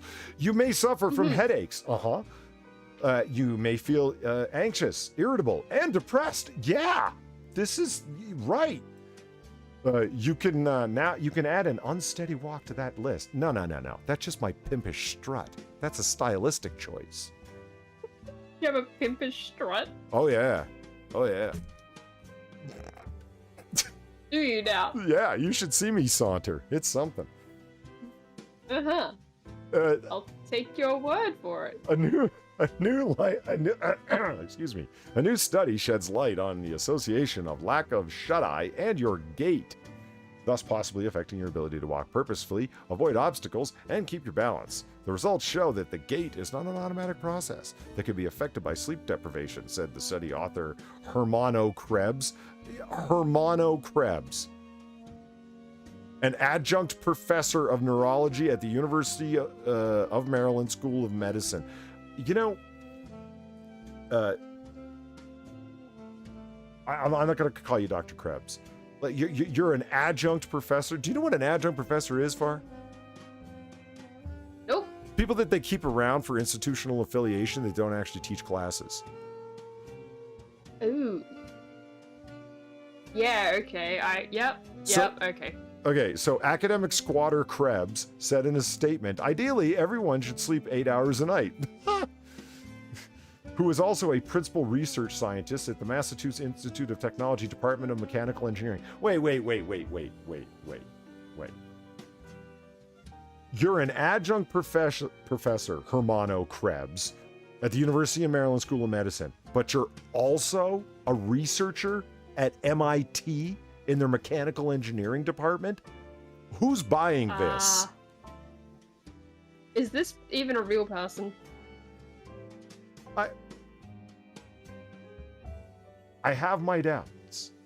Right? Like, are you real? Are you a bot? Hermano Ego Krebs is a Brazilian adjunct professor. Why are you saying it like that? A Brazilian adjunct professor? I don't understand. And a fellow of the Institute of Electrical and Electronics Engineers.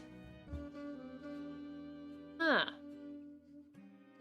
Krebs obtained a BSc from the University of Sao Paulo in 1980. 7 years later, he got his MSc from the same alma mater, and then traveled to Japan to attend the Yokohama National University for 2 years. He got his PhD from MIT in 1997, where he served as a principal research scientist and lecturer before joining the University of Maryland School of Medicine as an adjunct professor. You don't Does this sound right to you? I don't know. This seems really weird. This is all coming from what? It's just a listing at the University of Maryland.edu that he's listed there. Is this actually a real person?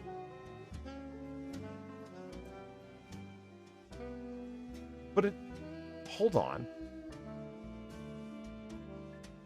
That he's there, the University of Maryland School of Medicine. Okay, and it's Krebs PhD. Clicking on Krebs PhD takes you to what? Just the various department links. Not to anything to do with him.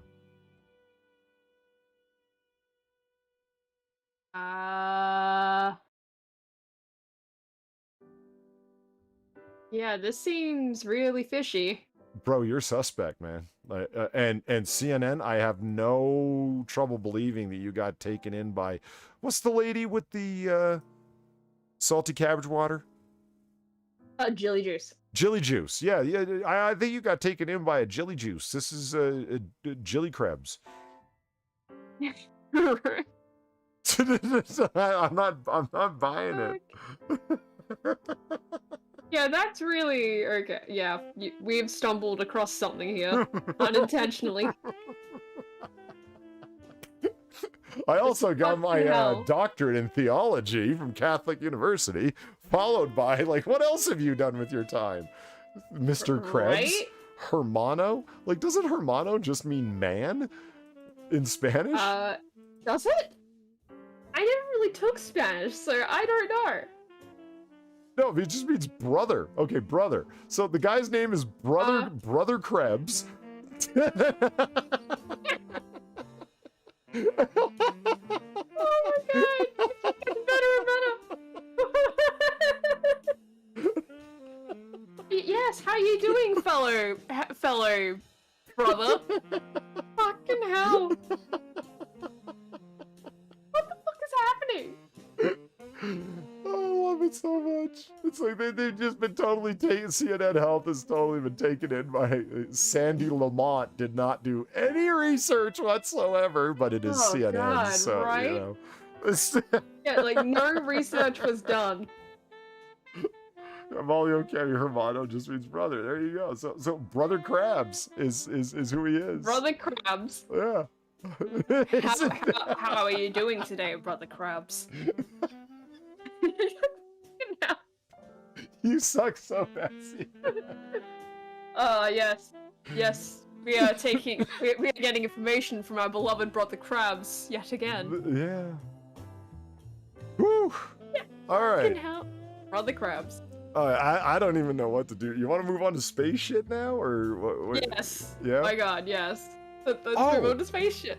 You want to see something I don't quite get? Okay, so the Daily Beast, right? All This right. is not some Daily Beast sucks. Their politics suck, but Hebrew speakers mock Facebook's name change because Meta means dead.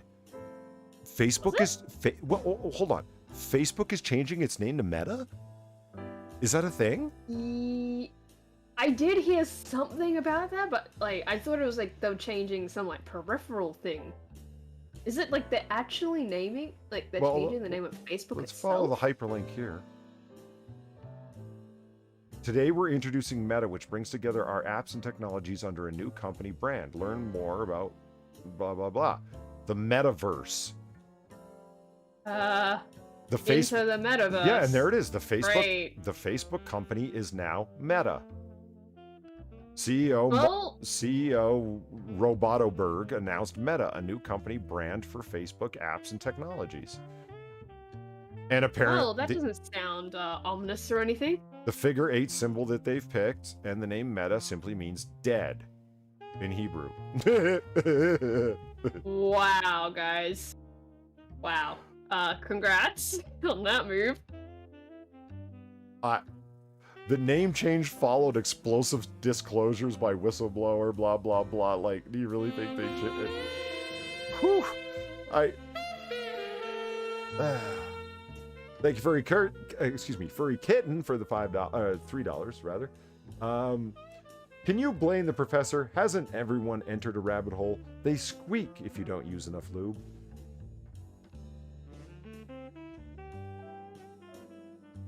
All right then. Yeah, yeah. All right. So yeah, welcome to Meta. Great. Thanks, Meta. Very cool. I love how the graphic is a POC staring up at it. He's not even staring up at it. He's just kind of like looking ahead, not even at it. That's a good point. It's just sort of like a displaced head, isn't it? Yeah, it really is. Is this supposed to make us think of tits? Is that what you're doing here? Are you? Because it's not exactly a figure. Honestly, it makes me think of the ABC logo over here, except missing one of the round bits on it. Oh yeah, because if we jump over to this story, there it is, ABC. Yeah. Yeah, like see? Yeah. No, I see what you mean. Yeah. Okay, let's Yeah, move on to it this really story. looks like it. Threatened marsupial bush-tailed mulgra found at Uluru, delighting rangers and researchers. Why? Why, you might ask? Yeah, why? Why? It is small, cute, and furry, but the brush-tailed mulgra is a carnivorous marsupial related to the Tasmanian devil, is known for sucking out the brains of its prey, and it lives close by Australia's most famous landmark, which is what? Yeah, Uluru. That Azrock. what? What are these words you're saying? What? Well, it lives near Uluru, which used to be known as Azrock. And that's the landmark? Yeah. Oh, okay. A group of rangers, researchers, and local school kids all had their brains sucked out. They didn't know how it had occurred, but then they went by Uluru Kata Tiju National Park this month and discovered this little bastard.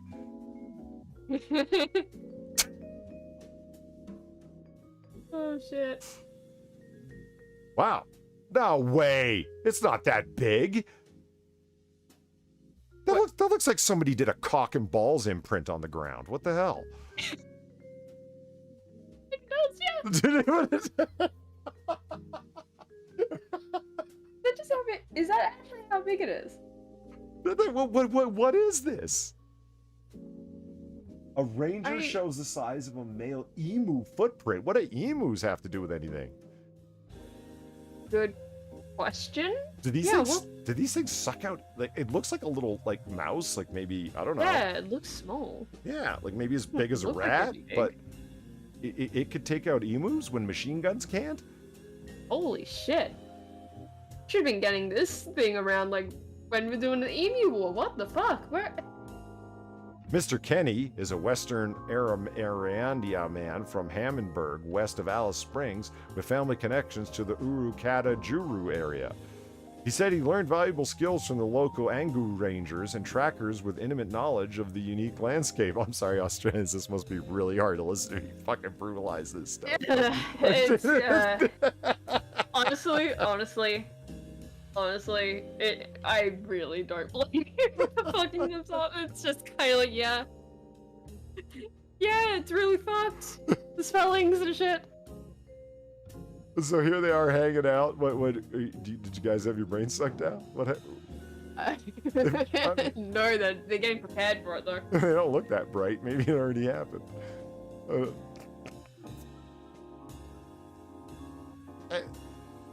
On the trip, Angu, including Docker River Central Land Council Ranger Bernard Bell and Takajaka Ranger Peter Norman, demonstrated skills like how to identify the track of a luku-pupu or lion ant, which moves backwards before waiting for its prey under the sand. Oh, that's not creepy at all. Let's look up the luku-pupu. Luku-pupu. Well, that's what it's called. Yeah, I did see. And the only thing we found is the same picture we were looking at. You made that shit up! Oh my god, you guys. Fuck's sake. We're finding frauds fucking everywhere tonight. Right? Like, fucking hell. Thinking we're not gonna check that shit. We're on to you.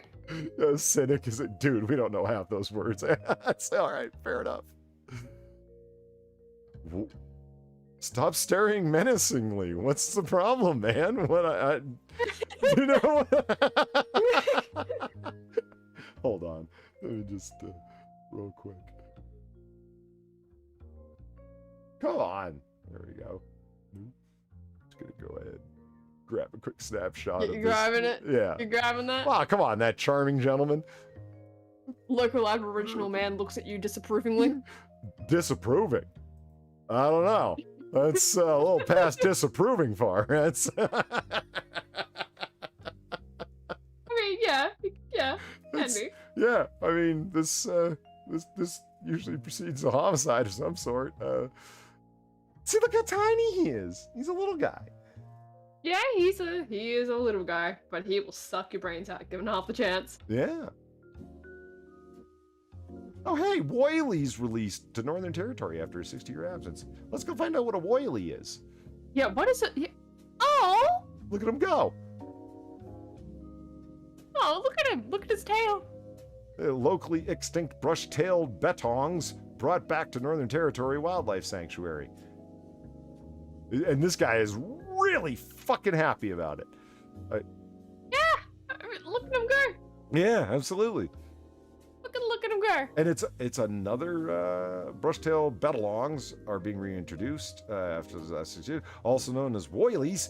44 of the small marsupials, 22 and 22, male and females respectively, arrived on charter planes this week. Did they get first class? Arrived on... I hope so. I hope so.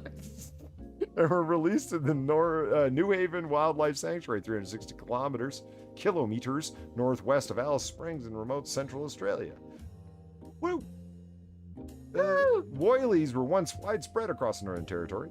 Australian Wildlife Conservatory ecologist Kirsten Skinner said the release was a huge milestone. Oh, look, there's their individual flights in their little cages and whatnot.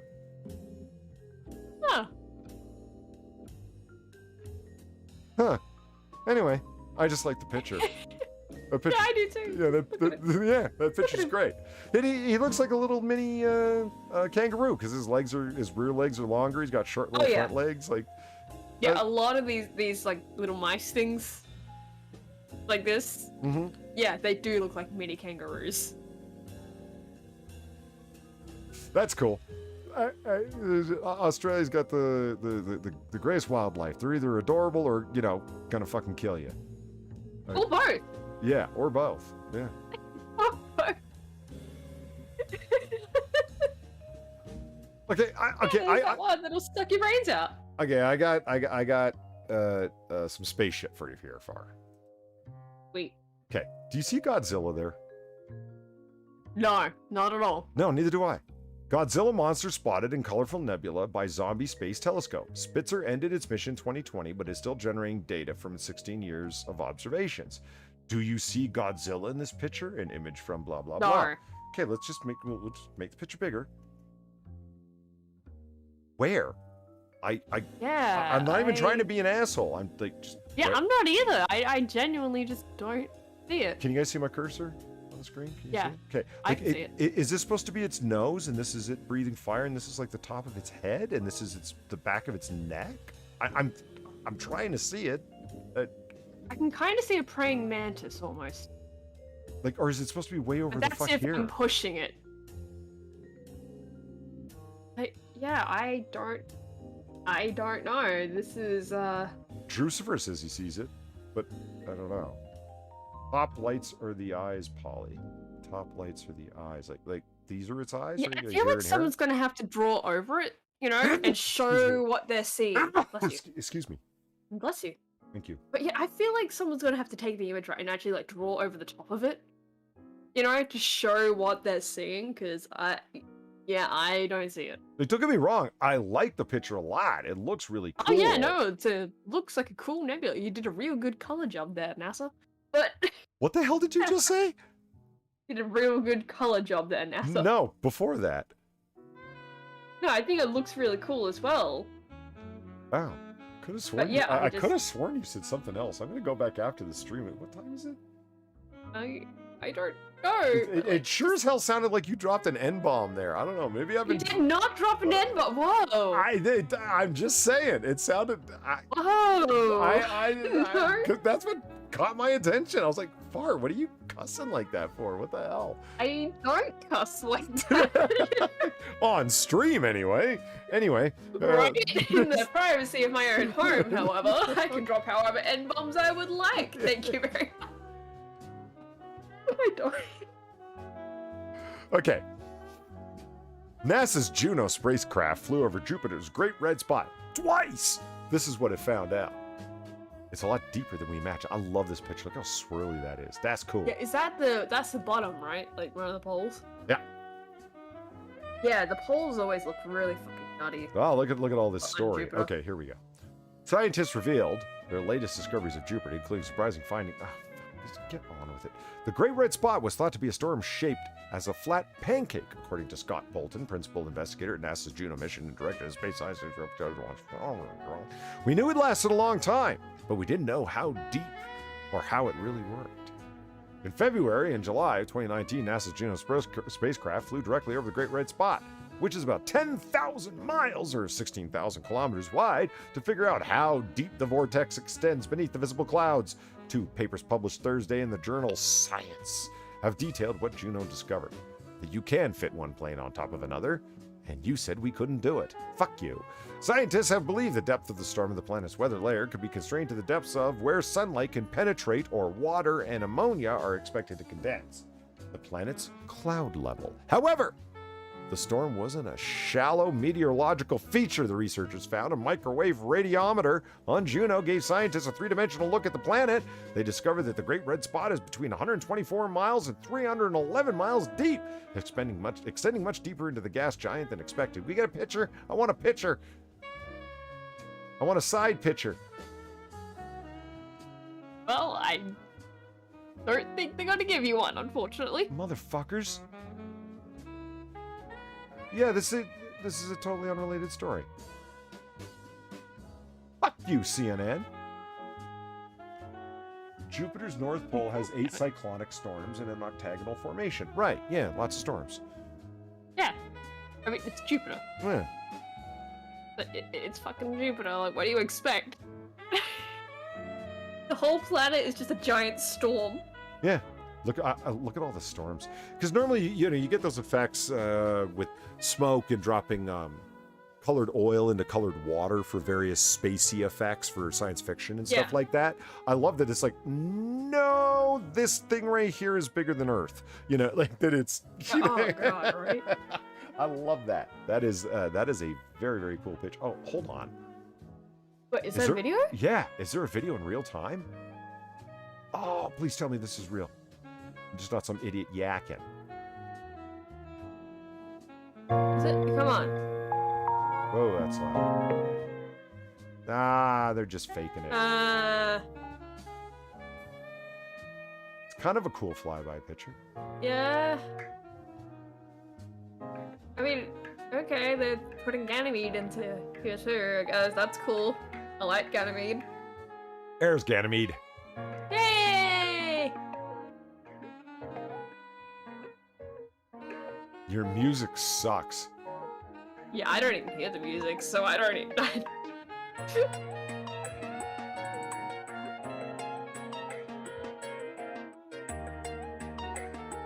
So that was a composite image thing. That's why the background's completely black. I'm okay with that. I'm just saying.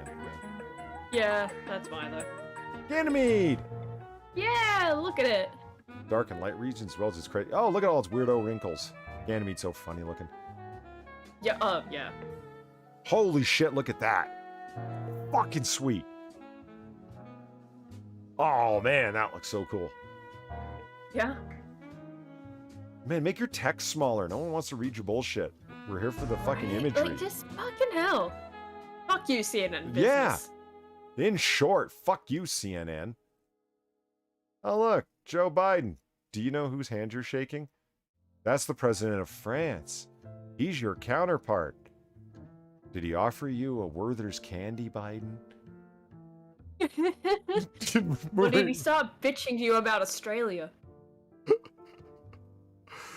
This creepy photo of a dying star, it looks like the portal to an underworld. And I thought, that's so stupid. No, it actually really does. Yeah, no, that looks like, step into the light. Yeah, that is fucking crazy. And that's not even faked either. Because I went through the trouble to find the video where you could zoom in on it. Let's go full size. Let's watch this. This is so sweet.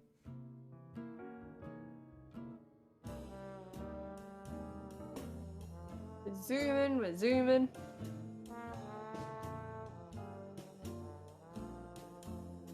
Whoa, my vertigo's kicking in. Jesus. Oh, God. And it's coming up. Come on. Come on. It's there in the center. See, watch this. There we go. All right, yeah, I'm watching. Oh, yeah, it's the colored speck, right? The early part that followed the color. Yeah. And all of a sudden, don't go into the light. Yeah, that definitely looks like a portal to hell. Yeah. Damn. That is so cool. I love that there's like, okay, so there's a giant portal of a dying star, right? And then there's this various gas expulsions that it puts out that gives it this look and effect. And there's a galaxy right there. And it's like, whoa. Yeah, that is a galaxy. That is fucking huge. There's another galaxy right there. Yeah. Holy shit, that's massive. Yeah, that's a lot of galaxies. Yeah, that's pretty fucking cool. The Doctor Who theme intensifies. How do we know that they're like right next to it? And then they're like behind a bit more. No? Yeah, you're right. Like, it's not right next to it. That's in the multiple millions of light years back kind of thing. Yeah. Yeah, like, how do we know that, you know?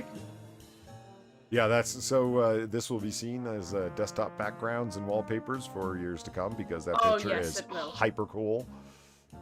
I mean, that. Yep, yeah. I mean, that looks fake. So many 14-year-olds' desktops. Yeah, I mean, that looks like somebody just painted that shit in Photoshop. Nope, that's real, and that's cool. I love it. What was the oh no, hey! Yay! Oh yeah, moving on to this. Hotel guests. So I wish Sinatra was here for this. Hotel guests steal 45 bottles from Spanish wine collector. Yeah, look, I want to know how. Like, I found this one, right? And I want to know how. Like, what happened? How did this happen? Two thieves have stolen 45 bottles of wine, including an extremely rare 215-year-old bottle valued at 3,500 euros, 350,000 euros rather, 350,000 euros, from a collection at an upscale hotel and restaurant complex in southwestern Spain. The theft took place in the early hours of Wednesday local time, according to Jose Polo, one of the owners of Atrio, I don't give a fuck, a complex comprising a hotel of 2 Michelin-starred restaurant with a cellar sheltering over 40,000 bottles from the city of... From there, they were professionals. They knew exactly what they were. Mr. Polo, the collector who decided to make the robbery public through a letter to customers and friends. The suspects are a man and a woman who spoke English and gave staff the impression of being a refined couple who checked in the hotel and dined at the restaurant. They then... This just sounds like some fucking, like, you know, like heist movie shit. Yep. The couple then checked out. Oh, hold on. They then asked the hotel front desk clerk to serve them more food. And when he went to the kitchen, leaving security monitors unattended, the man slipped into the cellar and stole the bottles, Mr. Polo said. The couple checked out in the early hours of Wednesday, paying with a credit card and leaving with bags full of bottles. Mr. Polo said no one noticed their booty because the woman was flat, which included a valuable 1806 Chateau d'Yquem, which is...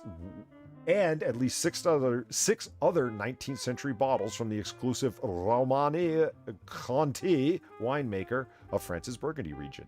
He said that he had not calculated the total value of the stolen bottles, which were insured, but their symbolic value was even greater. Mr. Polo, assuming he actually exists, said the pair could only be working for a private wine collector because they only took away bottles that cannot be replaced, but can also not be sold on the open market.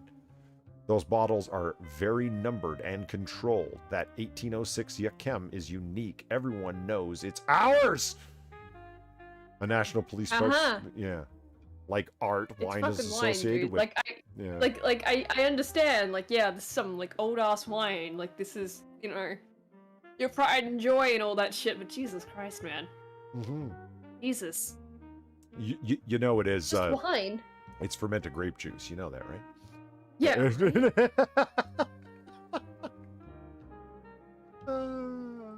Let's check it out. Ooh, look at all the crud in it. Ooh. The crud is just what makes it authentic.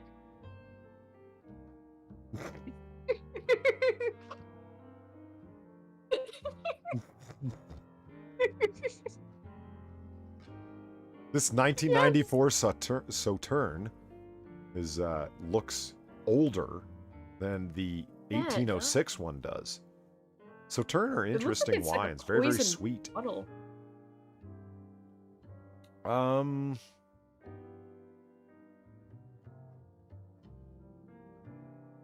Ooh, look at the wines. Ooh. Fancy. So these are regular bottles. The larger ones are called magnums, and the larger ones behind them are called jeroboams.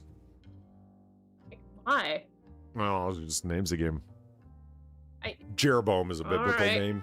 I don't know why they went for the 3-liter bottle, calling it a jeroboam. I don't know why. Okay. Remember I told you they made me do the fucking sommelier fucking thing at the job I had the one time? I didn't realize you were actually made to do that. Well, I thought you did that of your free will. You never really said it was for a job. oh no, it was because it was of a job, but they said that you can attend the course or you can take the study materials and challenge the exam. I took the study materials, challenge the exam, and passed it. I still remember the first question, and I was like, "Really? This is it?" It was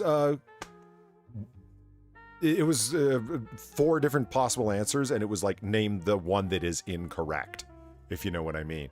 Yeah. What is the only grape that cannot be legally used to make champagne under French law? And the four grape varietals they offered were, of course, Chardonnay, Pinot Noir, Pinot Meunier, and Malbec. And the answer is Malbec. You can't use Malbec to make champagne. Only 3 grapes you can use, which are what they call them, the black and the white, which are, Pinot Noir and Pinot and Chardonnay. And Pinot Meunier you can also use legally because technically it's a variant or a mutation varietal of Pinot Noir. See, Okay. I'm a storehouse of useless information that doesn't matter outside of snooty circles. Yay! Mm-hmm. Yay! Yeah. Well, good thing you own a bar. Good point. Good point. Let's go back to this. This was more fun than those guys and, Yeah, their, come on. and their shitty wines. I mean, it was funny, like, the whole, like, heist mission thing, but, like, come on. Oh, Justin Wilson says, wait, they're illegal grapes? No, it's just, Yes. believe it or not, France has more laws on the books related to wine and spirit production than they have criminal and civil laws. Yeah, I could believe that. Right? And it's because of how long they've been at it. There are many vineyards in France that go all the way back to Roman times, that the vineyards were staked out by Romans, and then they were broken down into ever smaller tracts of land. So you could have a wine producing vineyard that is only, you could reach out with both arms. There's only one vine, but it stretches on for half a mile because that's the way the land has been broken up. You ever take a look at a wine map, like a close-up detailed wine map of France? It's fucking ridiculous. So if you're going to make something called champagne, you're going to make a sparkling wine from France and call it champagne because it's from the Champagne region. It means that you have to use only certain kinds of grapes. It has to be, the grapes have to be procured from wine houses in that area, blended in a very certain way, barrel aged in a very particular way. You can only use certain strains of yeast to both ferment it and then carbonate it. The list just goes on and on and on and on and on. So are there illegal grapes? No. Are there ways that if you can make wine any way you want? It's just if you go putting a certain name on it and it doesn't conform to certain standards, now you've committed a crime because you're selling something under false pretenses. Or illegal grapes.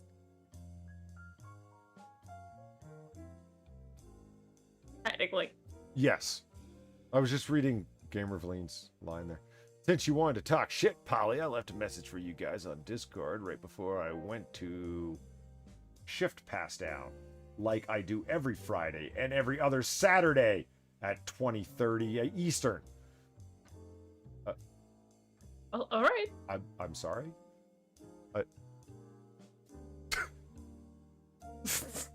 Did I talk shit? I don't know. I mean, I remember making a sharp comment that Gamer Valine only seems to come around when Sinatra's here, but I don't know. I was kidding, Gamer Valine. I was kidding. Biden and Macron, we did that. Oh, okay. So here's the thing we're gonna wrap it up with. Okay. Okay. Oh. What the hell? 16 warning signs you're dealing with an evil person. Now, They are bathed in both a green and a red light. Well- That is the biggest sign they're an evil person. right. Now, see, it is my assertion that Far is in fact evil. What? Yes. Now, Huh? that's right. So, what we are going to do is we are going to go through the list of the 16 warning signs, and we're going to see who in fact conforms to the designations from yourtango.com, the trusted source of psychological evaluation, to see which one of us actually conforms to evilness more. Oh god, why? Okay. Yeah, I'm always talking about your tiny black heart. We're gonna find out. Yes, you are. We're just like, Okay. Let's. They enjoy the misfortune of others. Far. This is you. You too. You laugh at I tell you shit that happens and I hear sucks to be you and so on and laughter and you. You laugh at the shit I do too. Like? Okay, I can't think of any exact examples right now, but I'm sure it's happened. You giggle yourself stupid when I fuck up. It's funny.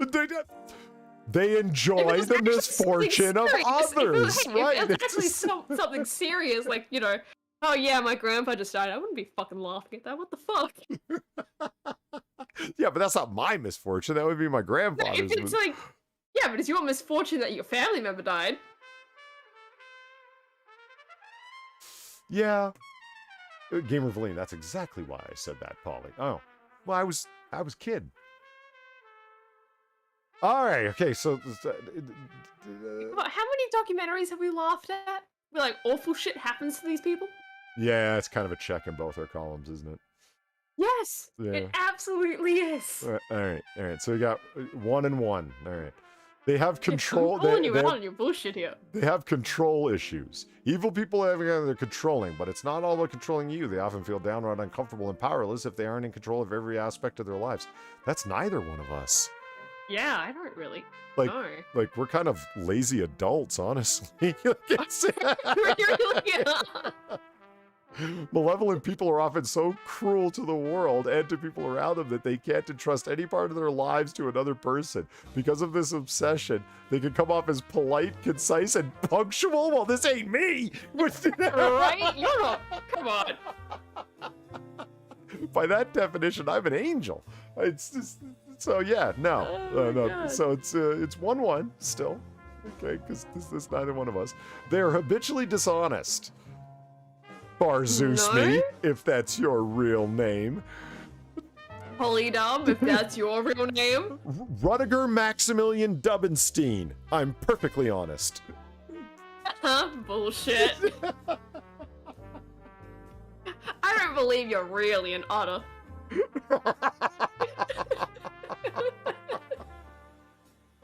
Says I the, think you're just a man in an otter suit. says the woman who lives in Brooklyn faking a fucking Australian accent for what, 4 years now? 5 actually, I think? Sure. Uh-huh. Yeah, well,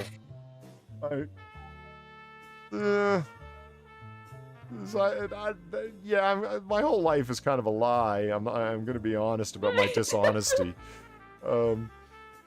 Some are little lies, I mean, others are it's big, not a big lie lies. then, huh? What is it? This doesn't help. But while everyone lies, not everyone is a liar. Wait, what? What?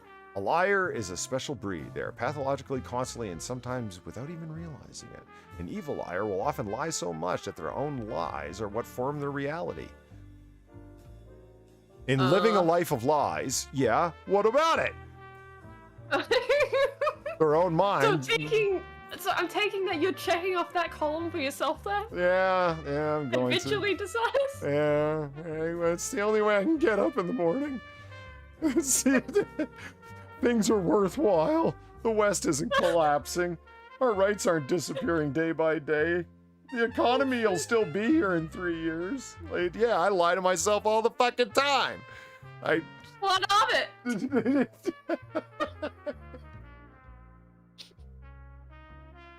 What's the next one? All right. So what? You're not habitually dishonest. No. No. Yeah. So it's 2-1. All right. You feel strange around them. Oh yeah. Yeah. That's for you, not me. You don't feel strange around me. You feel fine around me. You. I feel threatened by you. Why? You literally have a video where you're wearing a fucking Japanese mask and a weapon you made yourself threatening an otter plushie. Aimed at me. It's up on your channel right now. You know, originally, like, I didn't even see the threat in that. It was just more like, hey, this seems funny. And then, like, you actually were threatened by it. And I'm like, oh yeah, like, looking back on it, yeah, I can kind of see that. Like, I never actually meant for that to be so threatening, but apparently it is. Hey, what's up, Pat? Pat's here. He's coming into it at a really strange moment. We're trying to decide who's more evil. myself or Far. 16 warning signs you're dealing with an evil person. And we're tied 2-2. Okay. Number 5, they mislead you. Controlling reality is what gives an evil person most of their power. In doing so, they're blah, blah, blah. This is why evil people have a tell. They mislead you into thinking one way or another about them, about the people in your life already, and about yourself. This misleading may come in different forms, like misquoting, lying, or stretching the truth. Oh, wait a minute, I throw you under the bus all the fucking time, don't I? Yes, you do. Yes, you fucking do. Like, how did we start this stream off again? By me blaming you for it? Yes! Alright, I'll take that one. That's fine. Alright, 3-2. I mean, I'll take the misquoting. You know? Floyd Jr.? Oh yeah, Floyd, yeah, good call. You've got a whole video series dedicated to misquoting me. I forgot about your channel is it's like a repository of your evil towards me. Holy shit. And I owned up to it though, so see? Honest. That's why my life is lies and Honest. yours isn't. Yeah, fair enough. All right, so 3-3. They mislead you. Yes. Okay. They lack remorse. Oh. No, I have remorse about certain things. You never express it in any way. I have apologized for several things in the past. Yeah. Yeah. And so I don't apologize for Floyd Jr. because that shit's just funny. But you know. How many serial killer documentaries have we watched where the serial killer is showing remorse and saying they apologize when you damn well know if they were let free that day they'd be out killing people again? Well, expressing remorse and apologizing. Okay. Here's the difference though, Polly. Okay. I'm not a serial killer. I'm not trying to get out of jail. Yeah, that mask and weapon, that wasn't a threat of death. Again, I never intended that to be so threatening, but I guess it is. This, like they said, the dishonesty thing in a world of your own construction. I am not. That is honestly the truth. I don't know, the lack remorse thing. I mean, I lack remorse about things that don't require remorse, so the answer is no. I'm gonna no for both of us. We're 3-3. They are cruel. Yeah. Oh yeah, that's you. Yeah. Oh yeah.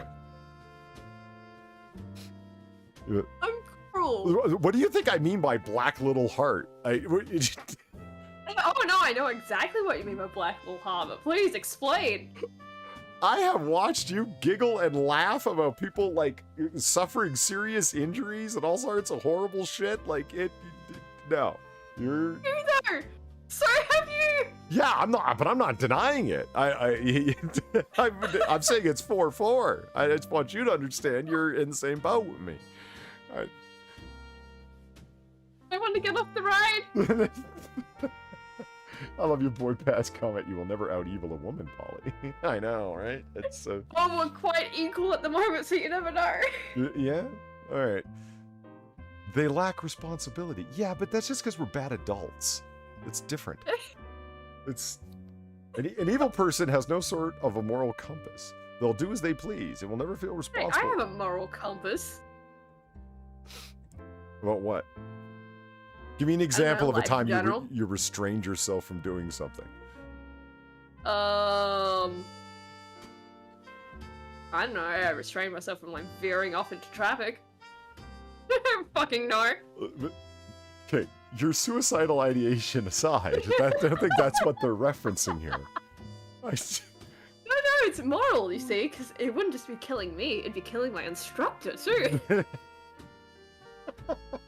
Is he that bad of an instructor? No, she's actually quite good. I'm just making a really terrible joke right now. They lack responsibility. They love to shift the blame to others. Ooh. And have Polly? no... Polly? I don't know what you're referring to. I take Scream.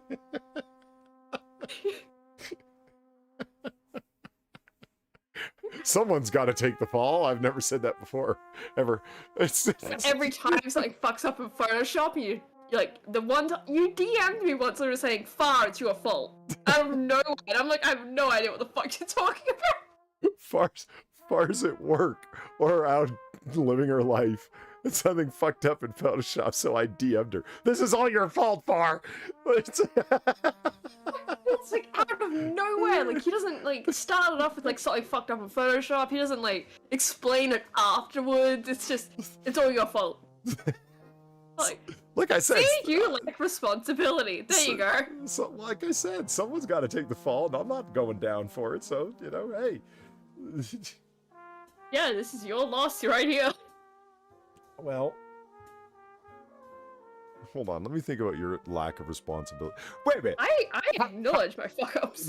Well, and this is why we're both at 5-5 now, because how many different animation things and drawings have you set out to do and not finished?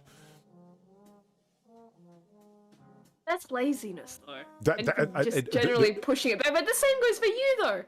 I'm still waiting on that one about the court. Yeah, I know. I said, I lack responsibility. I admitted it. You're the one who's trying to deny it. I thought you were honest. No, but it sounded like it lacking.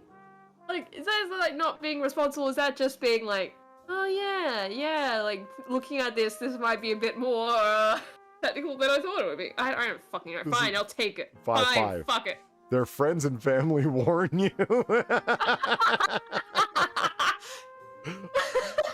I've never actually heard from Dead FarZoosme, stay away from her, she's a little crazy. I've never heard that. So no, that doesn't work. But let me tell you something.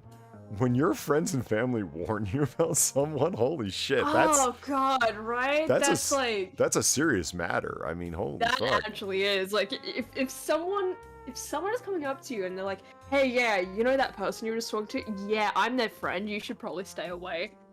They are bad news. Like, that's not good. Yeah. That's not good. I've never had a friend of someone. No, like someone who knows someone. Yes, like. Yeah, you know, I think we've like, all had something like that happen. It's like yeah, maybe I heard stay away from them. Yeah, I've heard stuff like, I heard you're gonna do a project with that person. Yeah, I wouldn't. They like take credit and don't do much work and blah blah blah, like warnings like that. But from someone's family member, like, yo, that motherfucker is a thief. He's a liar. He'll steal your you know, he'll steal your shit and pawn it for drugs. Like, no, it's never happened. That's so. Yeah, like that's like, no.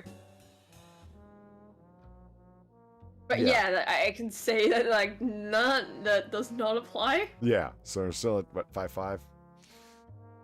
They are bad friends. Yep, that's you.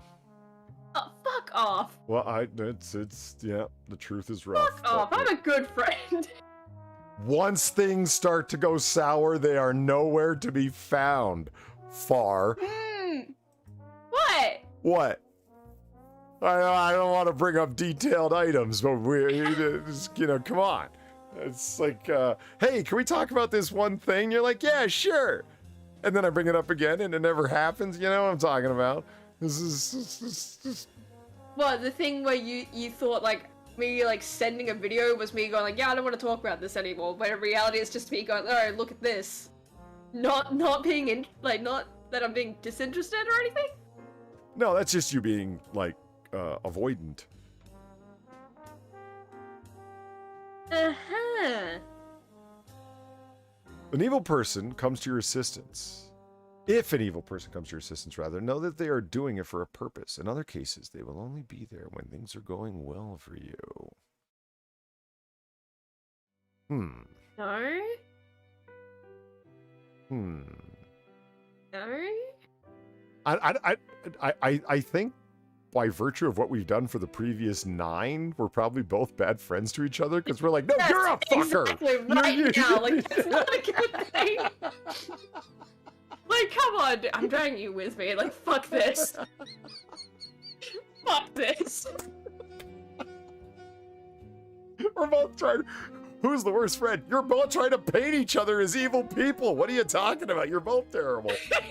This is pretty fucking terrible. And poor Platy. What about our Twilight recordings? Yeah. I said I lacked Right? responsibility, She's Platy. like, but what about our Twilight thing? Yeah, but I admitted it to her. Look at you, you're a bad friend. I said I admitted it. I lack responsibility. It's true. They're bad friends. They are racist, sexist, homophobic, or are bigots. Well, yeah, that's us. Like, we just don't get around that. Not even We all the things. Yeah, you should listen to our Discord chats. They get wild. Like, and this is the thing. It depends on who's saying it. Like, really? No, not at all. But yeah, oh yeah, no, actually, no, we're not really, but it's like. But by like the standard of woke media, oh, we're as bad as it gets. Oh yeah. Because you. Right, yeah, we might as well get our white supremacist cards. You know? Yeah, because you can't you can't be not racist. You have to be anti-racist. You can't just be not a sexist. You have to be actively trying to take down the patriarchy. You can't be homophobic. Right. You can't be just like fine with people being gay. You have to actually be into dick. You know, like this. Denying you wouldn't date someone just because they're gay. It's like, yeah, but I'm not gay. Oh, you bigot. Like, you know, it's right. Yeah, and it's so there it is. And Platy's saying in chat, like, no, we're not by any rational standard, but it's an irrational world. So yeah, that's a big yes for us. Yeah. Subscribe to our newsletter, hence, or we won't go. Yeah, that's number 12. Subscribe to our newsletter. They manipulate. No. Are you actually trying to think of like a time I try to manipulate you? No, I'm wondering if our like guilt trips count because they go in both directions. It's like I want to watch this, I don't want to watch this. Like I'm having a bad day. I don't want to. Every time you send like the video of fucking Ruby Ridge. That happened what, a half dozen times? Why do you keep bringing it up? Like, what are you? That's still a lot. Because I really bring it up because it's funny. Like, I actually find that funny more than annoying.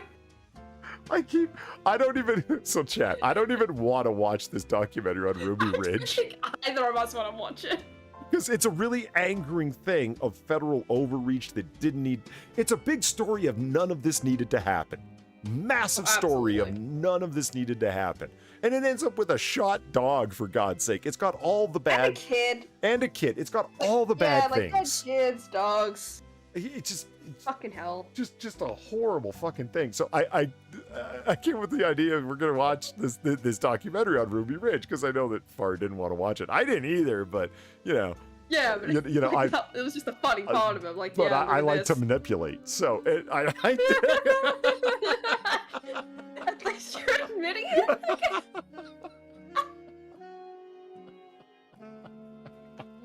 So, that's why he keeps sending me this fucking documentary. Like, and it's like every so often it's like, hey, we got things to watch. Look, and the Ruby Ridge one will be in there somewhere. It's like. So, the point of why he's like, yeah, I don't think we really have anything. I was like, but we have the Ruby Ridge. All jokes aside, if you don't know the story of Randy Reaver and Ruby Ridge, you don't have to end up sympathizing with them because they're not extremely sympathetic characters, but it is a story of governmental overreach and just like I said, a huge none of this needed to happen. And what can go wrong with the federal government taking power way too far? It's just ugly. If you want a black-pilling story, look it up. It's bad stuff. They manipulate. I don't even know what to do. To make it clear, if they try and manipulate you based on their past kindness, that kindness doesn't come with a price tag. You don't need any motivation or incentivization to do the right thing. I mean, kind of truly kind people do the kind. Yeah, no, that's not applicable. Yeah, it's just not. Like, manipulation's like, it's just not what goes on. So where are we at? We're at 7-7? They belittle you. 7-7? Yeah, isn't it 7-7 so far? I thought it was 6. 6-6? Okay. 6-6. They belittle you. They belittle you. one of the worst manipulations. An evil person is a full. They believe the victim when it comes to ridiculing your appearance, your body, your interests, your hopes, your hobbies, your goals, your friends, your house, your dreams. Holy shit! Yeah, I mean, you've made fun of the Pokemons, and an anime and shit. Coins are back, bitches! Thank you, Justin Nelson, for the $1. I can really give a few piddly tips, but here's something for you too, Far. Well, thank you. Yeah, there's no such thing as a piddly donation. All of them are. Yeah, like, and if you can't, you don't have to. No, you know what you can do. Just saying. And I always forget to say this, and this is why my channel's small, as someone mentioned at the beginning. Mm-hmm. You can like it. If you're listening in the future, by all means comment, if only for the algorithm. That's actually one of the strongest ways to promote a video. It's more helpful than all hail the holy algorithm. Yeah, like liking a video helps, but nothing helps with a video more than commenting, because it shows interaction, and that pushes it more than anything to have it come up in fuck, it's really time to end the stream soon. Recommends the recommended videos. It'll never come up there if no one's interacting with it. That's why they have entire Twitter accounts that are dedicated to just videos that have less than 5 views. Yeah. Because they're put up by crazy people doing vlogs that nobody wants to listen to, and their insane rantings can be entertaining. They belittle you. I mean, not really. I mean, yeah.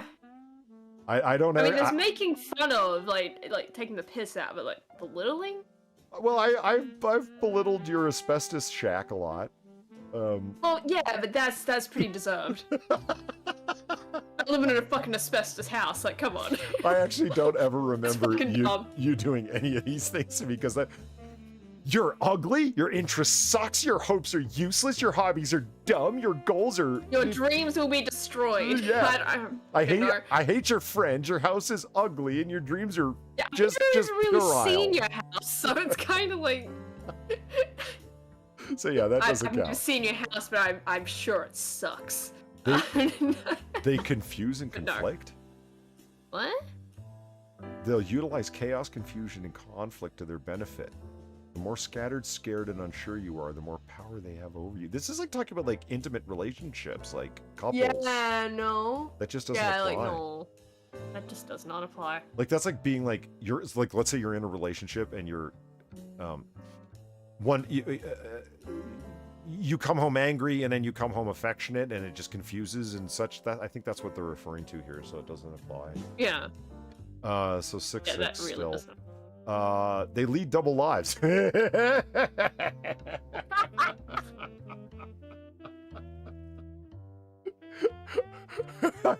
by day, university man by night. I don't fucking know. Yeah, you're a construction worker by day and artist and YouTube personality by night. So there we are, 7-7. Okay, yeah, moving on. Last one. They don't have boundaries. They're gregarious, intense, clingy, and fake. But that doesn't... Those things are not... Those things are not consistent with someone who doesn't have boundaries. Like, somebody who, will quickly enter your space, that they think it's okay to use your stuff, that they think it's okay to pry into your personal life. Like, that's not having any boundaries, right? What does clingy and fake and intense and gregarious have to do with that? Clingy, like getting into your space. Clingy? That's my guess. I don't know. I'm not clingy, Platty. I just like you guys. It's different.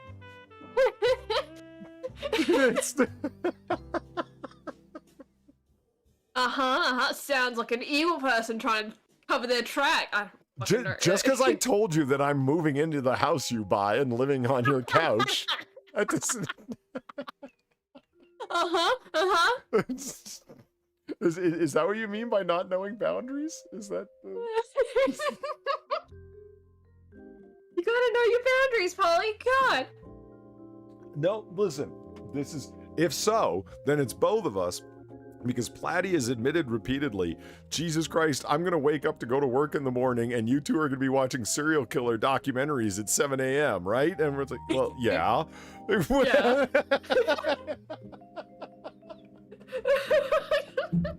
Poor Platty. Obviously, But Polly's never really, fucked a really psycho here, girl. Polly, like, Polly, really here, Platty's the real victim. Yeah, right? So what we've discovered, we're pretty much tied at 7. We tied it up at 7-7. 16 signs you're dealing with an evil person. Platty, I'm sorry to tell you, you're dealing with 2 evil people. It's Wait, it was 6, wasn't it? Not No. 7? No, it was 7 because we if we they manipulate, they confuse and conflict. What was the they don't know their boundaries. We're both going with the double lives was 7. Double lives was 7. Oh, okay. Yeah, because pretty much everybody on the internet lives a double life, except for the Yeah, so Because- scroll down a bit. Like, is there like a score at the end? oh No? nope. They don't have a scoring. Nope. Well, that's less than half. It is.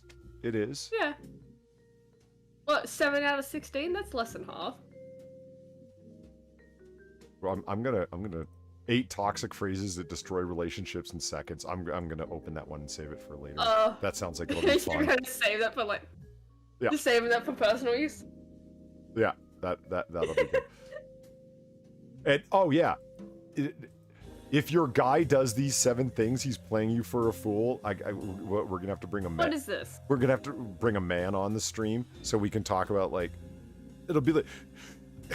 If he tells you he's gonna page you the next day after the first date, DM you, call you, page you, send a carrier pigeon for you, and doesn't immediately, that's a sign that he's obviously And smoke signals. right, that he's an evil, toxic man that's like a philanderer, a Lothario that just hops from woman to woman. Like it's gonna be like totally over the top stuff.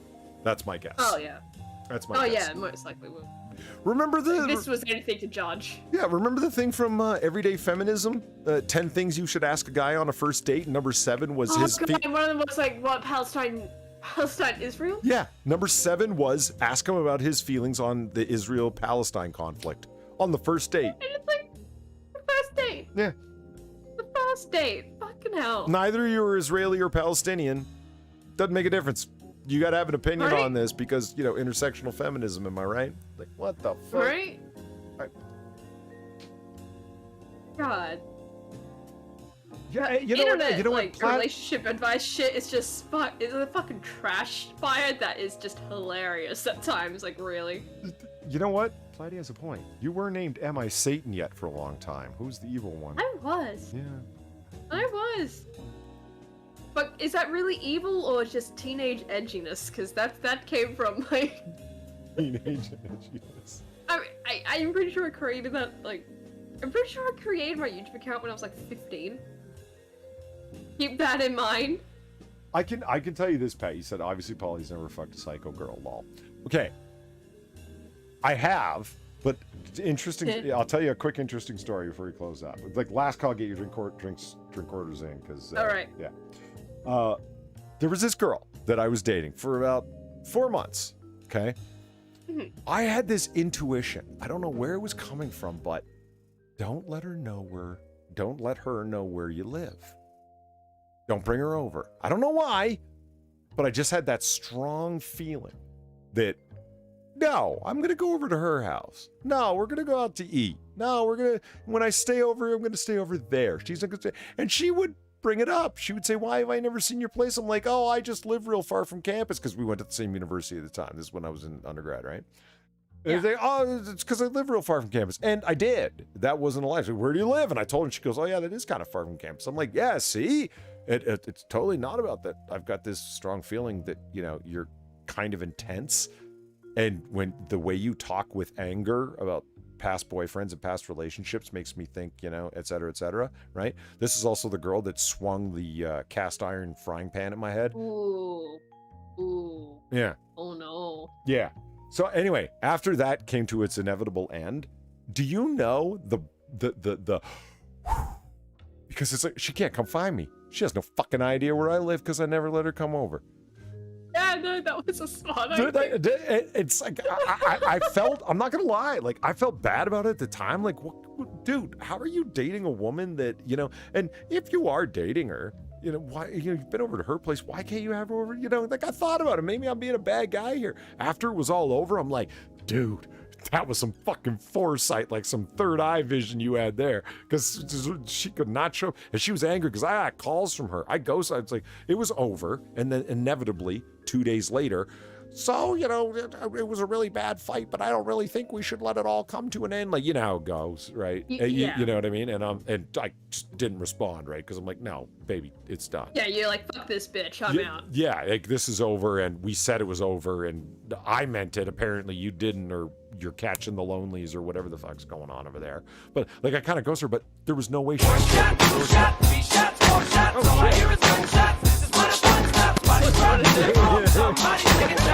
Licking shots off. Yeah, he's showing up at your house with a gun and gonna Jack Ruby you. Gamer Valine, thank you very much for the $18. You also have people like me that will blatantly ignore boundaries if given a reason. Like, I'd never go to HR for what they call harassment now. If it was sexual comments like a cheesy HR movie, I would make the commenter very uncomfortable. Well, you know what? You know, it's. I kind of wish there were people that sort of had the confidence to be able to handle that kind of stuff like that. Not everybody can, although, Gamerly, I got no question. You can. Going and whining about stuff as opposed to like handling a person properly as opposed to whining to human resources can actually do more in some certain situations because it's going to make the person not want to do it to other people as well. Do you see what I'm saying? Yeah. Where it's like, this is a dumb move, as opposed to somebody from HR giving them like a mild talking to and then making them go to, I don't know, boundaries classes or something, some kind of fucking, you know, HR box that they have to check to get out of fucking the doghouse with human resources because you went and complained about them and filed an official, whatever, aggrieved statement. You know what I mean? As opposed to making the person really uncomfortable, like Valine's referring to here by like, hey, listen here, tiny dick, like whatever, like responding like in kind. Yeah. Yeah.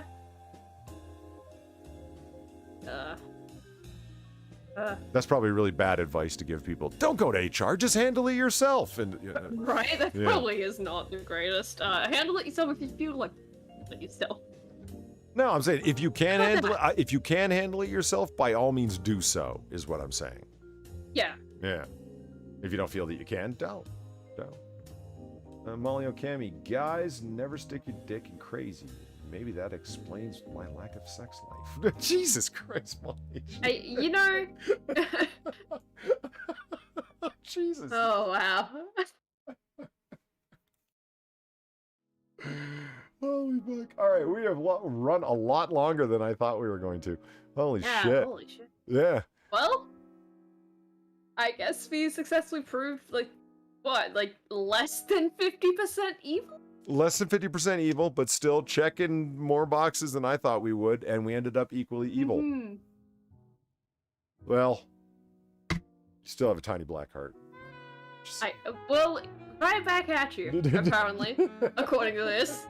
According to your tango, whatever the fuck. According to your tango, if we combine our tiny black hearts, we'll have a full black heart. Yeah. Yeah. All right, so there it is. That was last call. I would sincerely like to thank everybody who showed up and hung out the entire night, especially if you were here the entire time. I'd like to thank everybody who tipped the bartender. That's me, because it helps us keep the lights glowing. And the candles lit and whatnot, and buying more liquor. And thank you for tipping me too. Thank you. Yeah, and thank you to Far for keeping me company at the bar. Always appreciated. And thank you. For tipping someone who has. Yeah, that should have been on the evil list. Stealing fucking leases to bars you don't own. It's. Well, it's not. Sorry, it's fine. I'm covered. Apparently, somehow. I am covered. That is lawful. Yeah. In 42 it is. It's the only reason you're getting away with it. All right, in any case. Yeah. In any case, though, seriously, thank you very much to everybody who donated. So that is last call. So like we say every time right about now, you don't got to go home, but you got to get the hell out of here. And we'll see you next time. If you haven't commented already, please do so below. Have a good night, everyone. Goodbye.